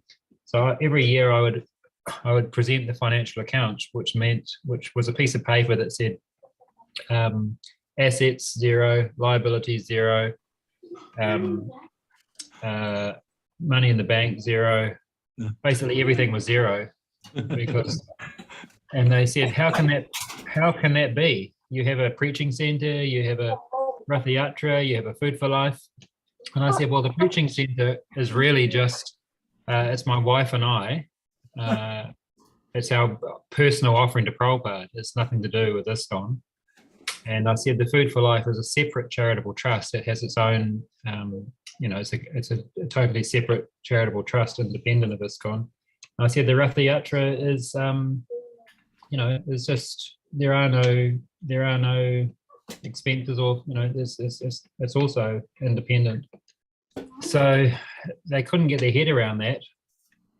But that to me, it just proved that their only concern was about the money. They wanted to know about the money. In fact, the only time that David Amrita Swami has ever been here as GBC, we've been here 10 years. He's only ever been up here once. He came and he specifically asked, because last year we had a program, we got a contract with the government for feeding kids in schools. He just wanted to know what the value of that contract was. So that was really the only time he's really come here and what he wanted to know. But since then, we've actually dissolved ISKCON Northland now. We don't have we dissolved it. It doesn't exist anymore. Because you were bullied to. Is that right? More or less? Well, there was no, we weren't bullied to. It was our own decision. No, there was no bullying involved. We just got sick of going to the meetings. I would go to the meetings and they would say, have you got anything to report? I'd say no. Anything happening up there? I'd say no. Any problems? No. Okay, meeting over. So because they weren't interested, they didn't actually want to know about anything. They weren't. In all those 10 years of meetings, I've never once heard anyone say anything about how can we increase book distribution, how can we increase Harinams, how can we increase prasadam distribution. Never, not once I had any of those things mentioned. But profit, adoration, and distinction are they're always there. They're always there. Especially the profit, because ISKCON's become like a means of livelihood for many persons. Yeah, it's a career. That's what Dravida said about when he was questioned about editing him and Jayadvaita Maharaj. He said, I understand this is a big concern for everyone, and I'm going to push to end this when the careers of myself and Jayadvaita are finished, either due to infirmity or death. Wow. Wow. That's a quote. He said this at the Alachua Temple when he was doing a presentation defending the changes in Srila Prabhupada's books. Wow. Did he mean that he was going to do an edit right up to his last breath? That's what he said. He said, I'm going to push for it to end and we will go on with our careers until we become infirm or we die. So in other words, it's going to go on right up until the point we die. We're going to keep editing, and they do. They keep editing their own books. Squeeze It's in a that disease. last edit, right up to the last dying breath. One more edit. Can I make a realization? Notice he said career, not devotional service. Yeah, that's what I caught. Career made a big impression. Career means money, his personal security and his son. Yes. Therefore, I say it's a means of livelihood. It's become a means of livelihood to be a leader in ISKCON, or even to be a pujari in some places. Pujaris get paid, cooks get paid. Temple presidents get paid. It's called a means of livelihood. When Srila Prabhupada found out, let me give you an example.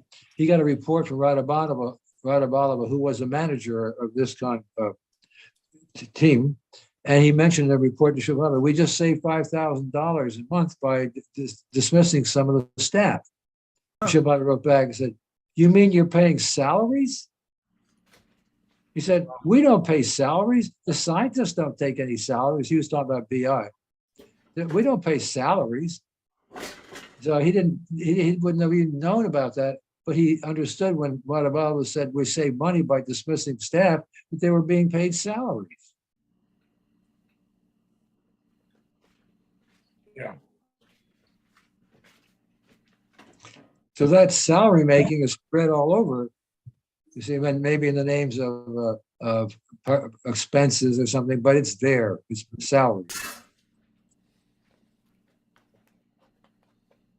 In the early days, Rupanuga Prabhu, there was no question of any monetary recompensation for service, was there? It was service. I was on the GBC from 1970 to 1988, and we had every year we had an elected chairman and a secretary. We didn't have a treasurer because we had no treasurer. That's funny.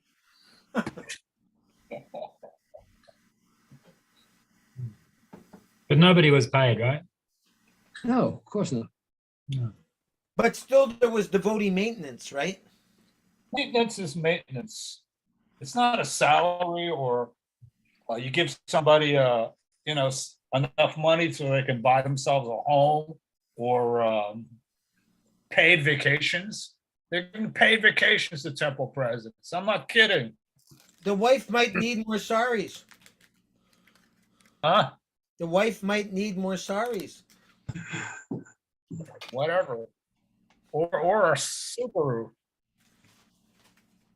There was a team. There was a team, a husband and wife team in New Singapore. This happened after I left the last time. They were the top book distributing team on the planet, and they used to go out 5 days a week and turn every cent over to the temple. On the weekends, on one day, Saturday or Sunday, they go out and collect for their family maintenance, and I approved of that. I approved of it because either that or get a job. And he was one of the top book distributors on the planet. He distributed more small books than anybody on the planet. Talking about Palaka? Palaka, yes. Isn't it that in Varnashram, the Grihastas should maintain the brahmacharis, the sannyasis, and the vanaprasts? Of course. Well, that's what they were doing. They were giving so much, they were collecting so much Lakshmi from book distribution. They weren't, they were doing books, especially in the mall downtown DC. They were giving books to many school students came there and distributing them, and they were paying, they all had money, they were paying for the books. Anyway, they did that 5 days a week. And then on the weekend, either Saturday or Sunday, they would go out and collect for their own rent and maintenance. When she got pregnant, they couldn't live in the temple anymore. They were in a cabin on the property. And so I said, well, you get a house nearby. And they rented a house nearby and shared it with another householder. And then after I left, the persons that came in there told him that he couldn't sell books anymore. So he was forced to get a job, go into a business, a painting business. And they lost so much book distribution for that. And he and his wife, they were just really, they were introduced in Mayapur as a top householder team on the planet.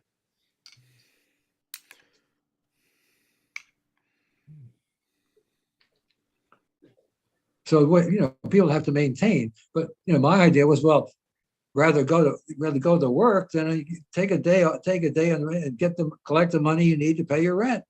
Right. Instead of the temple paying it, you collect it, you pay it. But he still distributed books to get the money. So you have to make some adjustments. They have to make adjustments to keep somebody like that out in the field. You make adjustments. You don't say, well, you got to get a job and get 50% of it to the temple, and We have a similar situation here with our Food for Life program. During the week, we're distributing prasadam for free, 3 days a week, and then we have a market on Saturday. So the devotees that are doing service, we have an arrangement that they can make something for the market, and two-thirds of the cost of that comes back to the devotee, and 1/3 goes back to Food for Life to pay for the ingredients plus some profit. So, two families are maintaining themselves simply off that. So they can do service all week, and they just do the market on the Saturday, and they can maintain their family from that. Yeah, that's good. That's good management. I'm in the same situation. That's where how I maintain my family, just from the market on Saturday, and then all week I don't have to take anything from the. I can do it. That's good. That's good management. That's spiritual management. That's preaching management. So that saves the devotees having to go out and get jobs. They can still be engaged, have association, and to be distributing prashad. We employ probably 10 people on the market on Saturday, all devotees, and they're all getting some income from it. What do you distribute? What kind of prasadam? Oh, it's a bakery, Prabhu. During the week we do, it's lunch prashad. But on the weekend, the Saturday, we do croissants, we do cinnamon rolls and spinach pastries and all the Wow. sort of custard squares and samosas, chai tea. I'll be Yeah. right over. Yeah. Mm. And it's a very popular market. I mean, we'll do 800, 900 samosas. We'll do, Wow. 400 croissants. We'll do 300 cinnamon rolls. We do loaves of bread. And we do Ayurvedic tea. Yeah. That's Yeah. serious. And it's all prashadam. All prashad, yeah. So it's quite a phenomenon. We have queues starting at 6 o'clock in the morning that go Wow. down the road and around the corner. We have 5 people serving flat out for 4 hours. Yeah. My goodness, you've got a whole movement. What do you care about ISKCON authorities? Just what do you care? Let them do their thing, And I've been fairly independent for quite a few years. So I've been an observer of ISKCON. I mean, I joined in 83, but I've been observing ISKCON for many years. So interesting. Rupanuga Prabhu has been observing ISKCON since 1966. He has a slightly different perspective than many of us. Yeah. He saw it grow from just the simple little matchless gift storefront. Yeah, but you know what?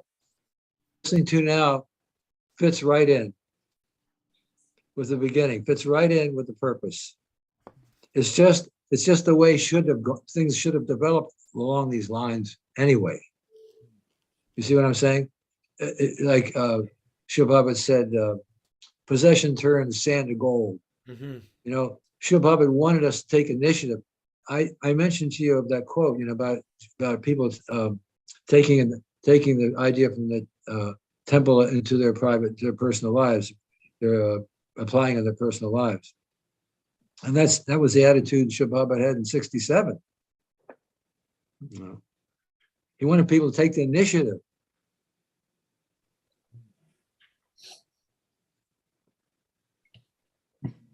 They've tried to centralize everything. Oh, that's definitely against Shiv Bhagat. Shiv Bhagat didn't like bureaucracy. He didn't like central. He said centralization is only for BBT. I never intended centralization to be for anything. I wanted the individual temples to become expert in doing everything, managing everything, book distribution, everything it took. I wanted each of the temple presidents to become expert. Not that they simply get doling out from you, talking to the GBC, not that you simply dole out something. He didn't want the GBC interfering with the local management. The GBC's business was to facilitate the service of the devotees in their charge, the service to the movement to Srila Prabhupada. That was their real duty. That's the way I understood it. We just facilitate the service of others. We were everybody's servant. We weren't the masters. We were the servants. We were serving them on behalf of Srila Prabhupada. We're serving them helping them serve Srila Prabhupada. It was simple. Yeah. We've seen them serve as dictators often over the years. Did Prabhupada, was that his mood at all in any way, that there's some dictatorship would be going on? I have a letter to GBC written by Srila Prabhupada. This is what he tells us all. He says, I picked my best men for GBC, but I don't want you having disagreements with the temple presidents. I don't, in other words, I don't want you having some problems with it. Let them let them be independent, let them have their initiative, let them manage. We don't want the micromanagement like that. I can get that letter up, but I'm just saying. In other words, from what I'm understanding, Srila Prabhupada invested a lot of, he empowered his temple presidents, and he didn't want his GBCs to interfere with the management of the temple president. Is that correct? He wanted the GBC to supervise the standards of the temples. He wanted financial reports. Every month I sent Srila Prabhupada a report about all the temples in my zone. I would put in the income and the expenditures. I would talk about what preaching programs he did, how things were going. In other words, the standards were going on. The books are going out. Everything was going on. I'd report these things, and he would write back to me, how is it that such and such temple had more expenditures than income? This is not good, like that. So he paid attention to these things. So he wanted good management of money coming from the people, the donations. He wanted that, but he didn't want centralization. In 1992, I think, 1972, Srila Prabhupada suspended the GBC for several months. I was there when the whole thing happened. I know what went down. I know why. Because the North American GBC wanted to have a meeting in which I was part of the North, but I wasn't part of that. I mean, I didn't want, that was all pre-planned before they had a meeting and invited me because it was my temple, New York temple, so I had to be invited, right? But I knew nothing about it. It all pre-planned, this whole thing, where they were going to centralize all the finances in America, North America, into one place, under one management. And Srila Prabhupada turned out about that, and he sent a telegram to us that the temple presidents are to report to me directly as a further notice. Because the whole concoction came out. I was supposed to leave the New York temple as the president. I was supposed to go to LA and become a PR director because of my success. Because of my success with the media, Before Mukunda did that service. Yeah, this is before, long before. This is like 72, right? And so, whatever, I don't know what he was doing. I was telling you, they said, "Oh, you had this David says, so like TV and radio. You're the face of America. We want you to go to LA and direct all the public relations." That's what they wanted me to do, and turn the temple over to Hansaduta, who came from Germany for this meeting. So they had planned the whole thing in advance. I knew nothing about it. Of course, it didn't work. Srila Prabhupada stopped it right away. This attempt to centralization, it was just to centralize the income, centralize the money, control the money. The type of initiative that Budi Mantakan Prabhu and his wife Vanessa took to open their own center, which they called, I think you called it ISKCON Northland. Is that correct? No, we didn't call it ISKCON Northland. We just called it Hare Krishna Center. Oh, that's Okay. good. Yeah. But we did set up an ISKCON Northland, so it was existing in paper.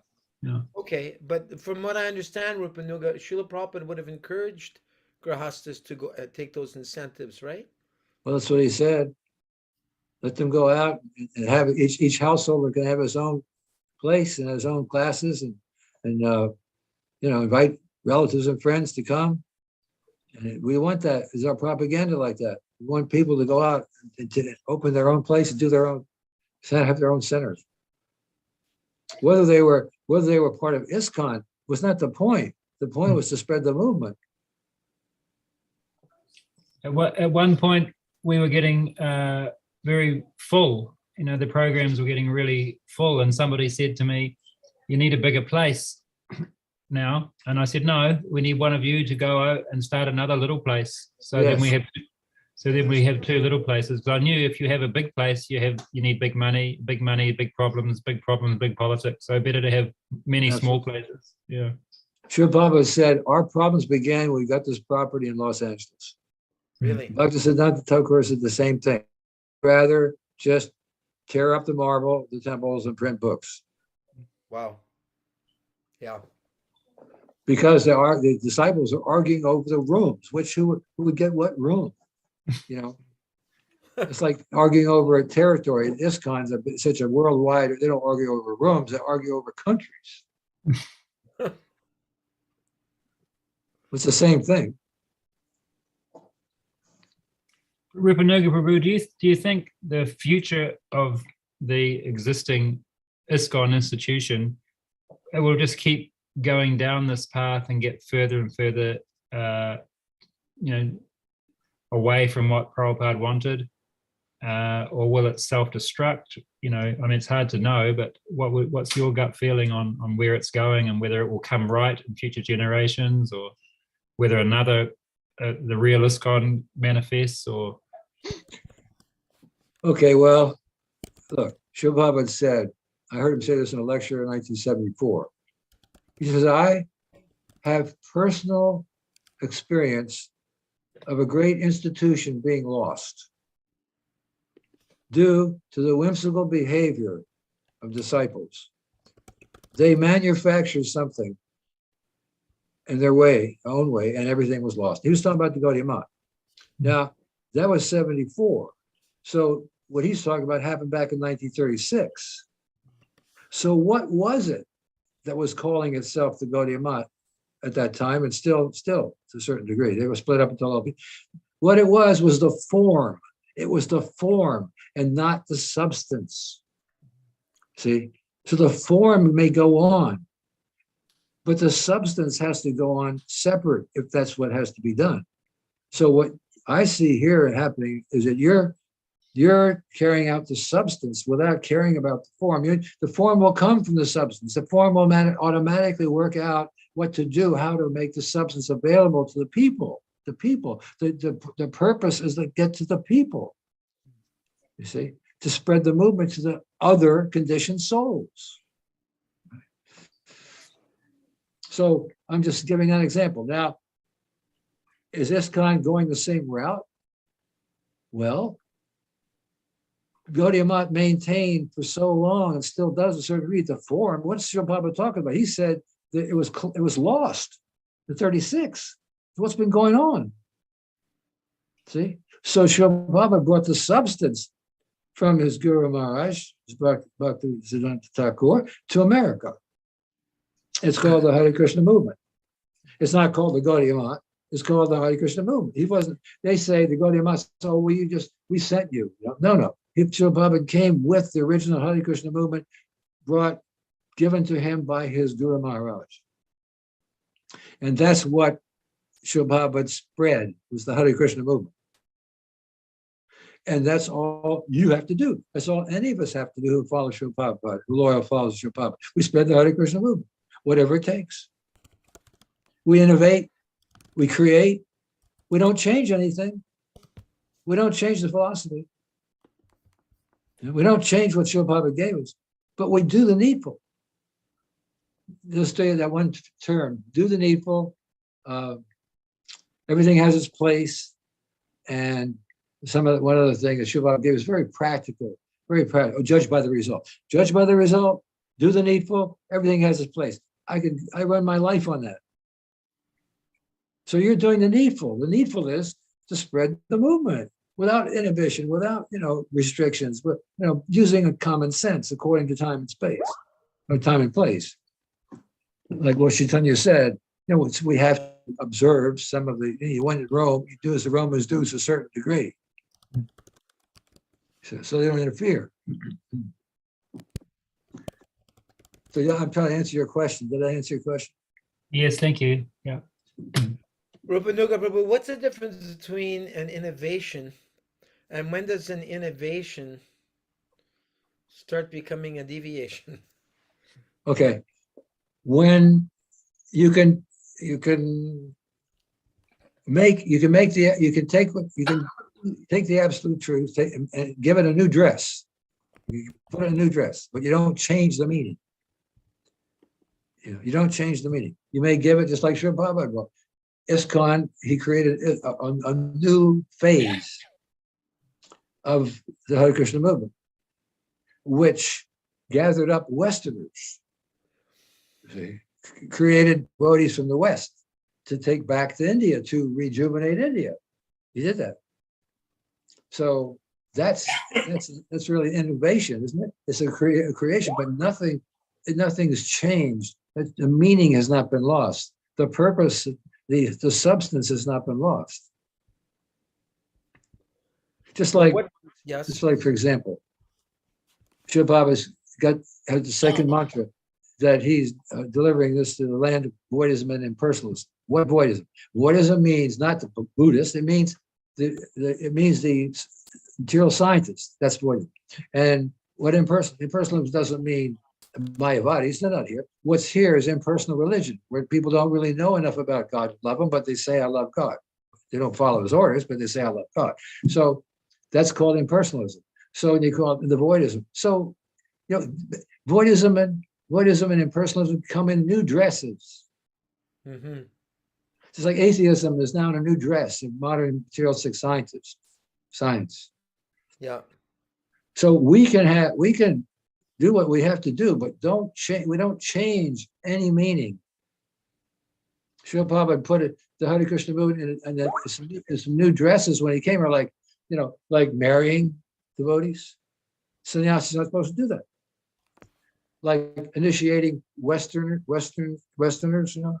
and giving second initiation, Brahmin initiation to Westerners and Yawns. That's called a new dress. But what happened? The movements exploded all over the planet. But it was authorized. Nothing was changed. All the potency was kept. Srila Prabhupada embodied the whole parampara system when he represented them all without changing a thing.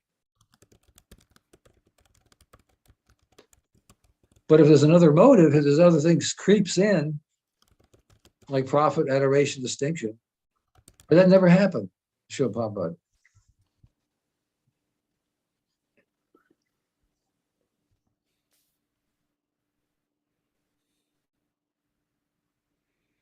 This term time, place, and circumstance, it can be used conveniently.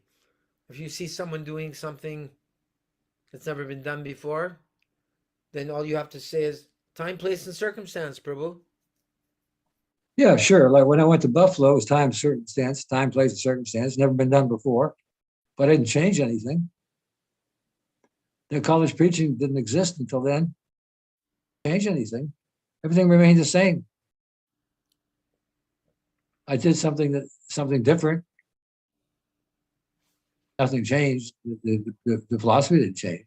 Substance was the same. Mm-hmm. I was going to say, I guess in one sense you could see it as, I don't know if you could see it as an innovation, but in the way that Prabhupada came here and fired up all these Westerners, well, yeah, up to Prabhupada's disappearance, the temples were filled with Westerners, and even for a few years later, then gradually the Westerners disappeared, and now it's all Indians supporting these temples. And you see, I don't know, I can't speak for every temple, but many temples, a majority is Indians with a few Westerners. Oh, the Indians have all the money. And, the recruiting of the locals was the whole purpose of the movement. Whatever country you're in, you're supposed to recruit local people, not just parachute in, just open up. But the idea was, like he said, toward the end, he said, we shouldn't open any more temples, but open up restaurants. And when the restaurants get enough people who are really interested to support a temple, then we can support a temple. In other words, start the restaurant first and see what that does. He gave that example. So you see what I'm saying? The local support has to be there. In the beginning of the movement, we parachuted in. I parachuted into Buffalo. Somebody parachuted into New Orleans. Somebody parachuted into Santa Fe. Somebody parachuted into LA. Somebody parachuted into San Francisco. That's how things got started in the beginning.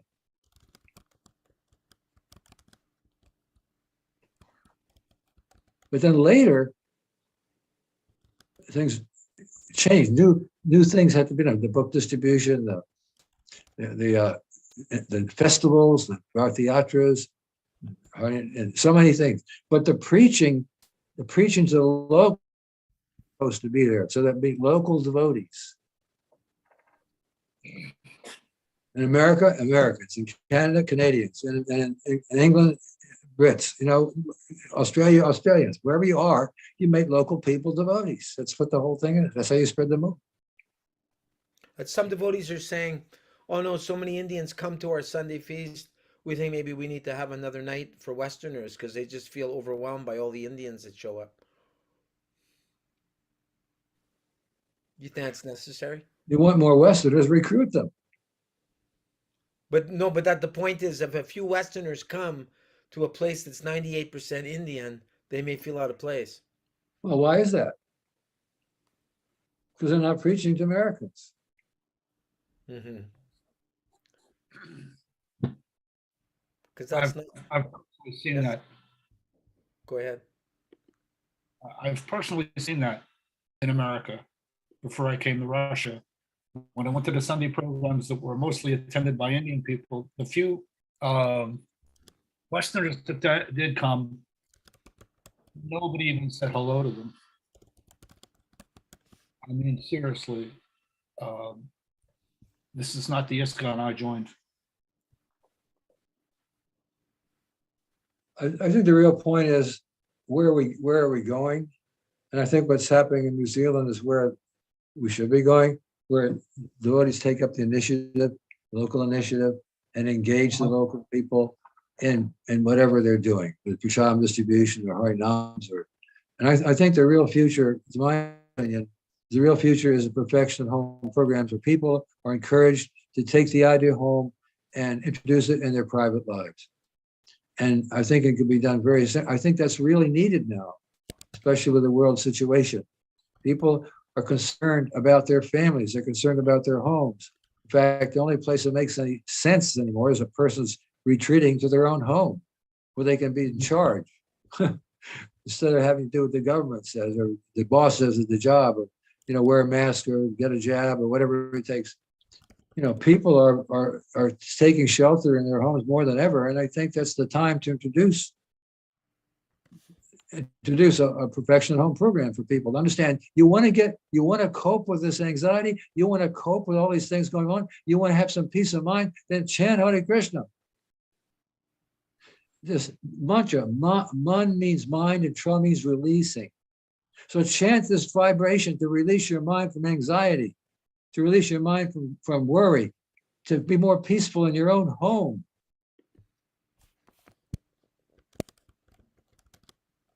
That to me, that's preach. That's what how you make cultural roots. You have roots. A culture takes root in the homes of people. You can't have a cultural alternative that Srila Prabhupada wanted unless it takes root in people's homes. He said, this is not a question of churchianity. We come to the temple once Sunday, then we come back next Sunday. No, he said, that's not what I want. He wanted people to take the idea home. And ISKCON could have been preaching this all along, helping people take the idea home and actually plant the roots for a cultural alternative to this Darwinism and this other scientific nonsense that's going on. But now it seems to me that we're being forced to do that, because if we try to do something that's not authorized, we can be banned.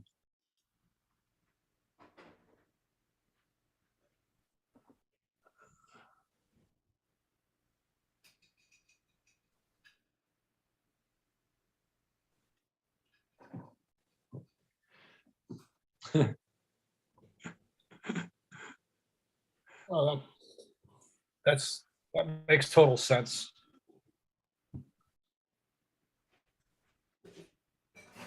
Srila Prabhupada said these books are literary incarnations. A book is an incarnation. And these people have these books on their shelves. All these book distributors have been giving out books. Where are they going? They're going into people's homes. They're sitting on the shelf and they're emanating, waiting for the next step.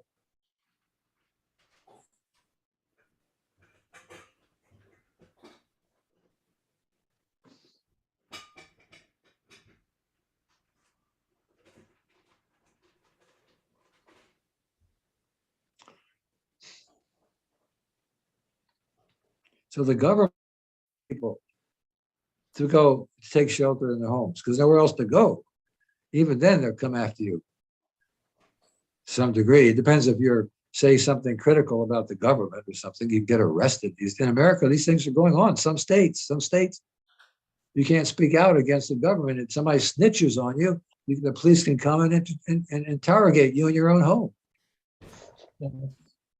America's becoming like the Soviet Union. Yeah. Unbelievable. Yeah.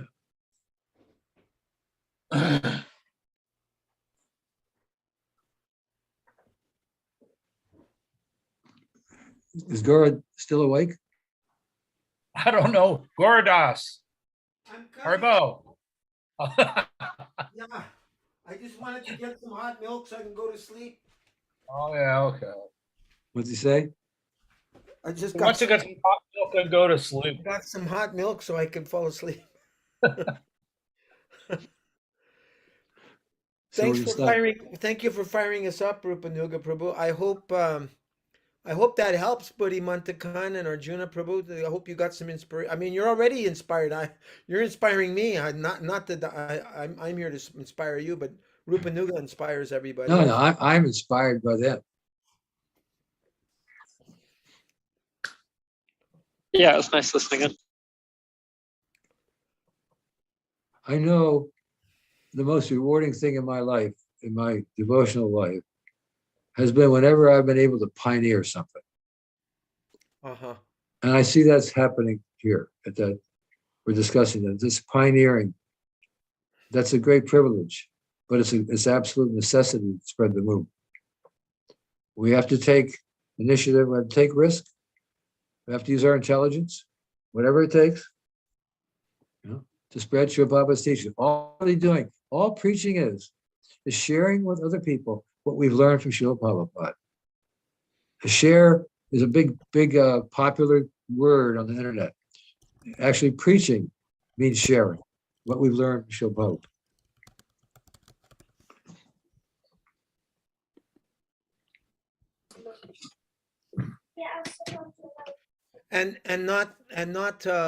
Not carry around guilt that whether or not we're getting the blessings of our local authorities or not.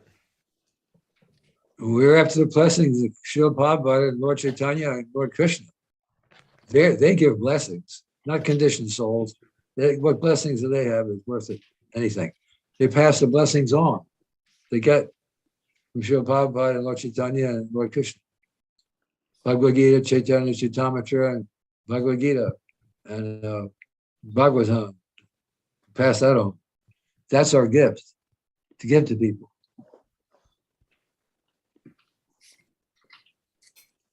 Prabhu, what's the name of this devotee from New Zealand? I'm sorry, I don't know your name. Buddy Mantakan, Buddy Mantakan. you see him on screen. Arjuna. I just wanted to give you my humble obeisances and thank you for doing your service, this service for Srila Prabhupada in New Zealand. Thank you so much. Yeah, and mine too. Thank you. And we thank you for your service in Siberia. Yes, I just gave I gave a talk about the Lord Nrsimhadev and the Srila Prabhupada Sunday they had both temples merge, and what they did was they rented what was used to be a movie theater. They now use that as halls, and they had the two temples in my area come, and we had 350 devotees come. Wow. And I encourage the devotees to go out on book distribution and Harinam, as this is very badly needed now. And this is my service to Srila Prabhupada to encourage these Russian devotees. Oh, I told them it's not somebody else's business to go on book distribution on Harinam. That's all our responsibilities. It's not somebody else's job, it's all of us. So let's all encourage each other to spread Krishna consciousness here. Nice. In Russia, and reach out to these people, because people are suffering like hell now. I mean, these are very dangerous times. That's basically what I told them. You're the only disciple of Srila Prabhupada in Siberia, I bet. No, in Russia. In Russia. In all of Russia, you're the only residing Prabhupada disciple. Yes, there are Prabhupada disciples that do come through Moscow, like GBCs and gurus that give lectures, but I'm the only one that actually lives here. Wow. That's it. And that's like Russia is what, twice the size of America or 3 times the size, or what? Oh, no, it's huge. Oh my God. America's nothing compared in size to Russia. Russia is massive. It's massive. We have a lot of devotees here. So I just feel it's my duty to encourage them to follow Srila Prabhupada to the letters, and that's what I do. I encourage them, and they're coming up to me, and asking me to do preaching programs and also to go on Harinam with them. So I do what I can. Can I ask you a question, Prabhu? I'm sorry. I'd just like to ask you a question about Uh-huh. about when you have new devotees coming through and they read Prabhupada's books and they start following the principles, chanting 16 rounds, and then they get to a point where they read that it's important to take initiation, and they may come to you for advice on what to do about that. What do you tell them? I stay neutral because all the devotees, I'm not on the, I'll tell you frankly, I don't like what some of my godbrothers who are gurus, some of the things they've said, some of the policies that they've done, instituted, some of the things that they've neglected, that Prabhupada taught us. But I can't tell these devotees don't get initiation. So I basically, okay, if they ask me, if they hard press me on one particular person, I may have to just speak my mind. I had that happen to me at one Namahara in Moscow. Some Mataji came and I was just giving a regular Bhagavad Gita class, kirtan, and give prasadam, and be friends with these devotees and encourage them. And it was just a normal Namahara in my apartment. And this woman was, she was really getting into this, promoting vocally one of my godbrothers who I absolutely disagree with. And I tell you, I just don't like the person at all. I think he's completely deviated. And she put me in a spot, and I had to speak out. And it was an eruption. I don't take names, but she put me on the spot, so I had to tell her the truth. I said, avoid this person at all costs. and it blew her mind, but she put me on the spot. So in that unusual circumstance, I had to name a name of a particular godbrother that I thought was a deviant. But normally I don't name names, but I do encourage the devotees to follow Prabhupada's program and not add things to Prabhupada's program that Prabhupada didn't authorize, which is common to see. And I discourage that completely. So yes, I don't discourage the devotees to take initiation. That's personal. I caution them to be very careful and before they make that decision. You know what I mean? Yeah, I'm finding it's a big dilemma now because it's Completely dilemma. it's very hard to recommend anyone. Well, yeah, I know how you feel. I know, believe me, and I'm a Prabhupada disciple, and I'm on the spot. I'm like, but it's a dilemma. What can I say? I don't tell the devotees don't take initiation. I would never say that. No. Let me read to you something Srila Prabhupada said about this. Yeah. This is an interview in 1976, in October, middle of October, in Chandigarh. He says, well, initiation or no initiation, first thing is knowledge. Knowledge. Initiation is formality. Just like you go to a school for knowledge, and admission is a formality. That is not a very important thing. So he compared initiation as an admission. See, but the point was knowledge. So the idea is that you're bringing out tonight is the knowledge must be pure. The knowledge is not a formality. I mean, the knowledge is the point. initiation or no initiation, first thing is knowledge about it. So if the knowledge is right in line with Srila Prabhupada, then what's the harm in taking initiation from Madhyamadakari, okay, who is not Uttama Adhikari, but represents the Uttama Adhikari because that person is a transparent medium for the Uttama Adhikari, Srila Prabhupada. So test is, and then people have to be willing to do this. There's no such thing as a pre-certified guru. One has to understand who this person is. Can I surrender my life? Can I follow them? And most importantly, are they in line, perfect in line? Are they transparent mediums for Srila Prabhupada? And that judgment has to be made. For it's hard to make that judgment unless you know something from the knowledge. You understand what Srila Prabhupada taught.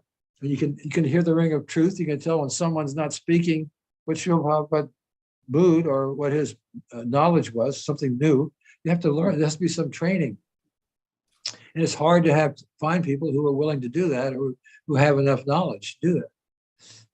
So it's up to the individual. And what happens when you have a pre-certified lineup of gurus who are already approved to be gurus, you take away the responsibility from the initiate candidate to make that decision, him or herself, for them by saying, this person's approved.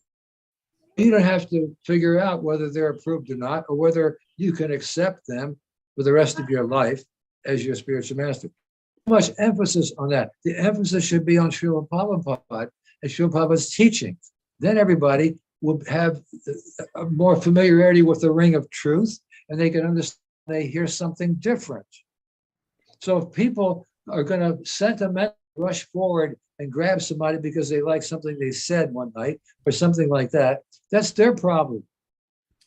But Srila Prabhupada tells them, actually, you should sit before a person for a year and vice versa for a year. Decision is made. It's a big decision. But still, we don't equate these gurus or his disciples or his disciples' disciples as equal to Srila Prabhupada. There's no way.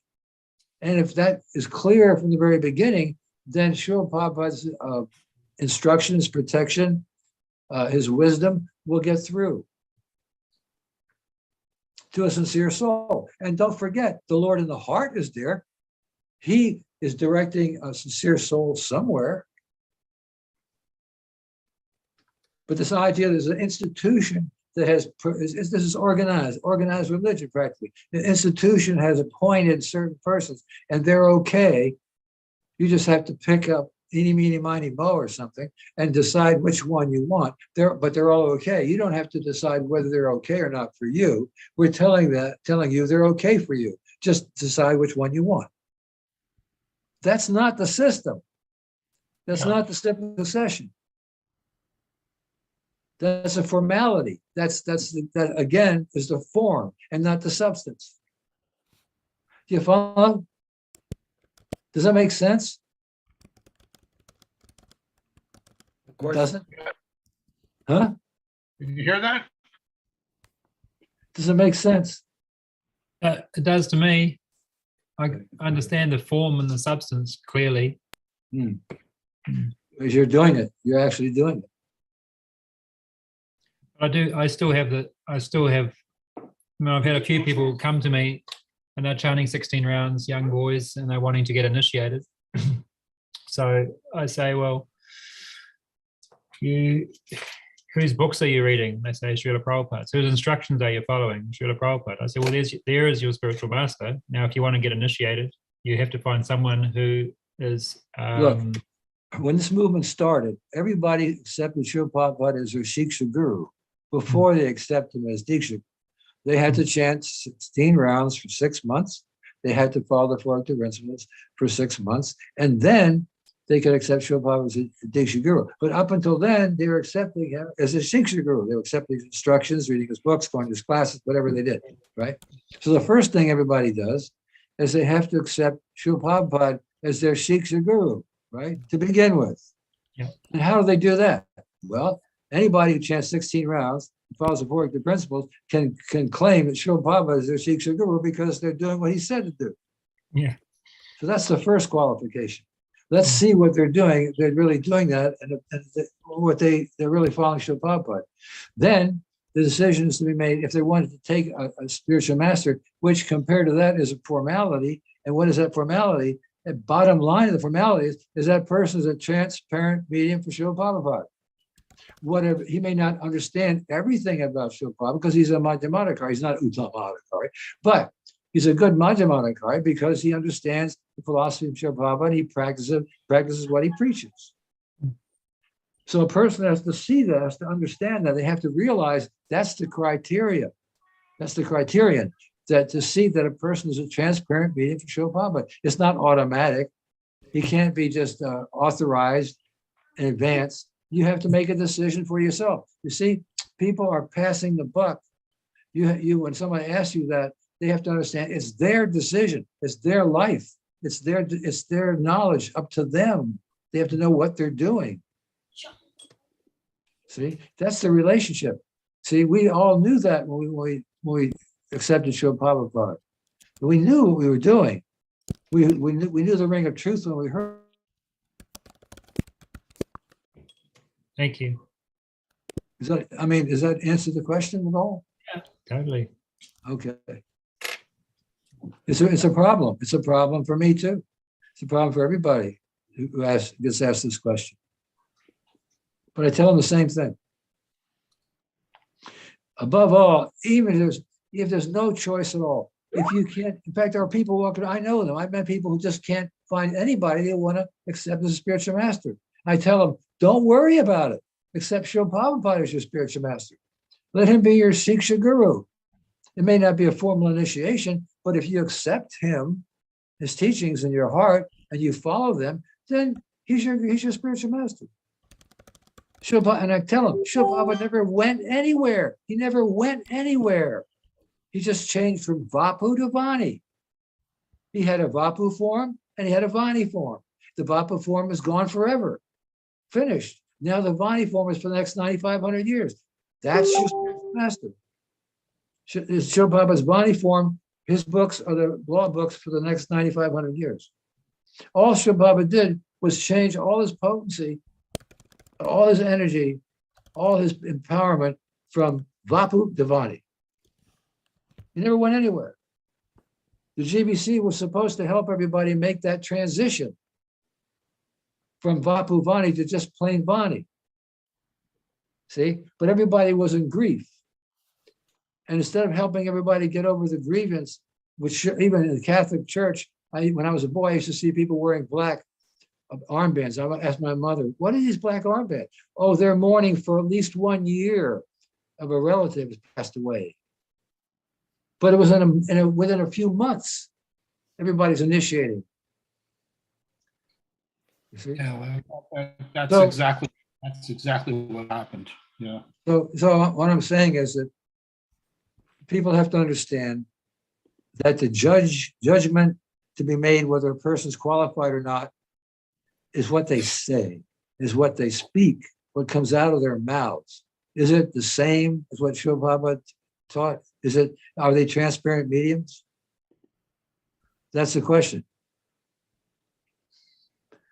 And it takes time to understand that.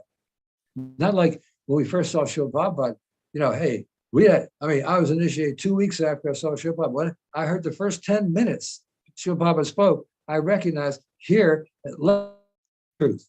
I don't have to go any further. This is it. The search is over. Srila Prabhupada speaking the truth, whether I understand or not. This person is infallible. I made that decision. This person is infallible. Whether I understand everything he's saying, that's my problem. And I will in due time have faith. But I knew at 5 or 10 minutes after Srila Prabhupada started to speak that this was the absolute. I knew this is the truth. I never heard it before. How did I recognize it? That's the Lord's mercy. I recognized the truth when I heard it. Now it's harder but the judgment is, how much does this person match Srila Prabhupada's teaching? They may not be perfect. Like Srila Prabhupada said, I'm not perfect, but I can give perfect knowledge. And we all do that. We're all imperfect. Krishna's the only perfect person. We're all imperfect, but we have to get perfect knowledge. Where do we get it from? From Krishna, from the succession, from Srila Prabhupada. So if somebody explains what they've understood from Srila Prabhupada without changing, that person is about as perfect as you can get.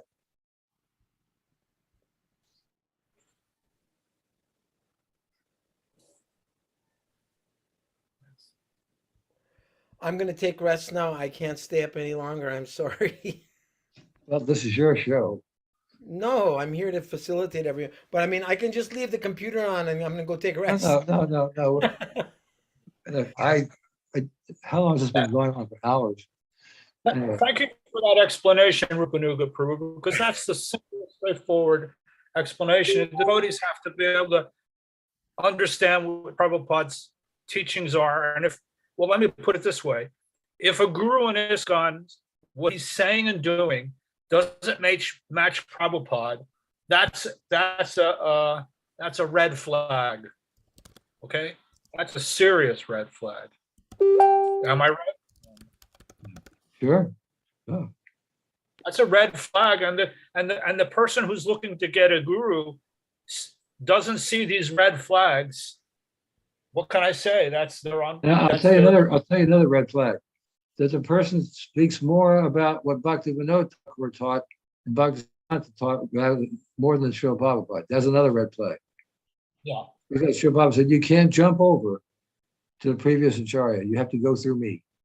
Right. Yeah, one time Vishwambar Prabhu, our godbrother, said to Srila Prabhupada, my favorite author is Srila Bhaktivinoda Thakur. And Prabhupada said, you mean your second favorite author?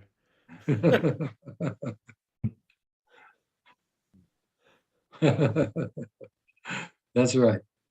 Good night. Very well.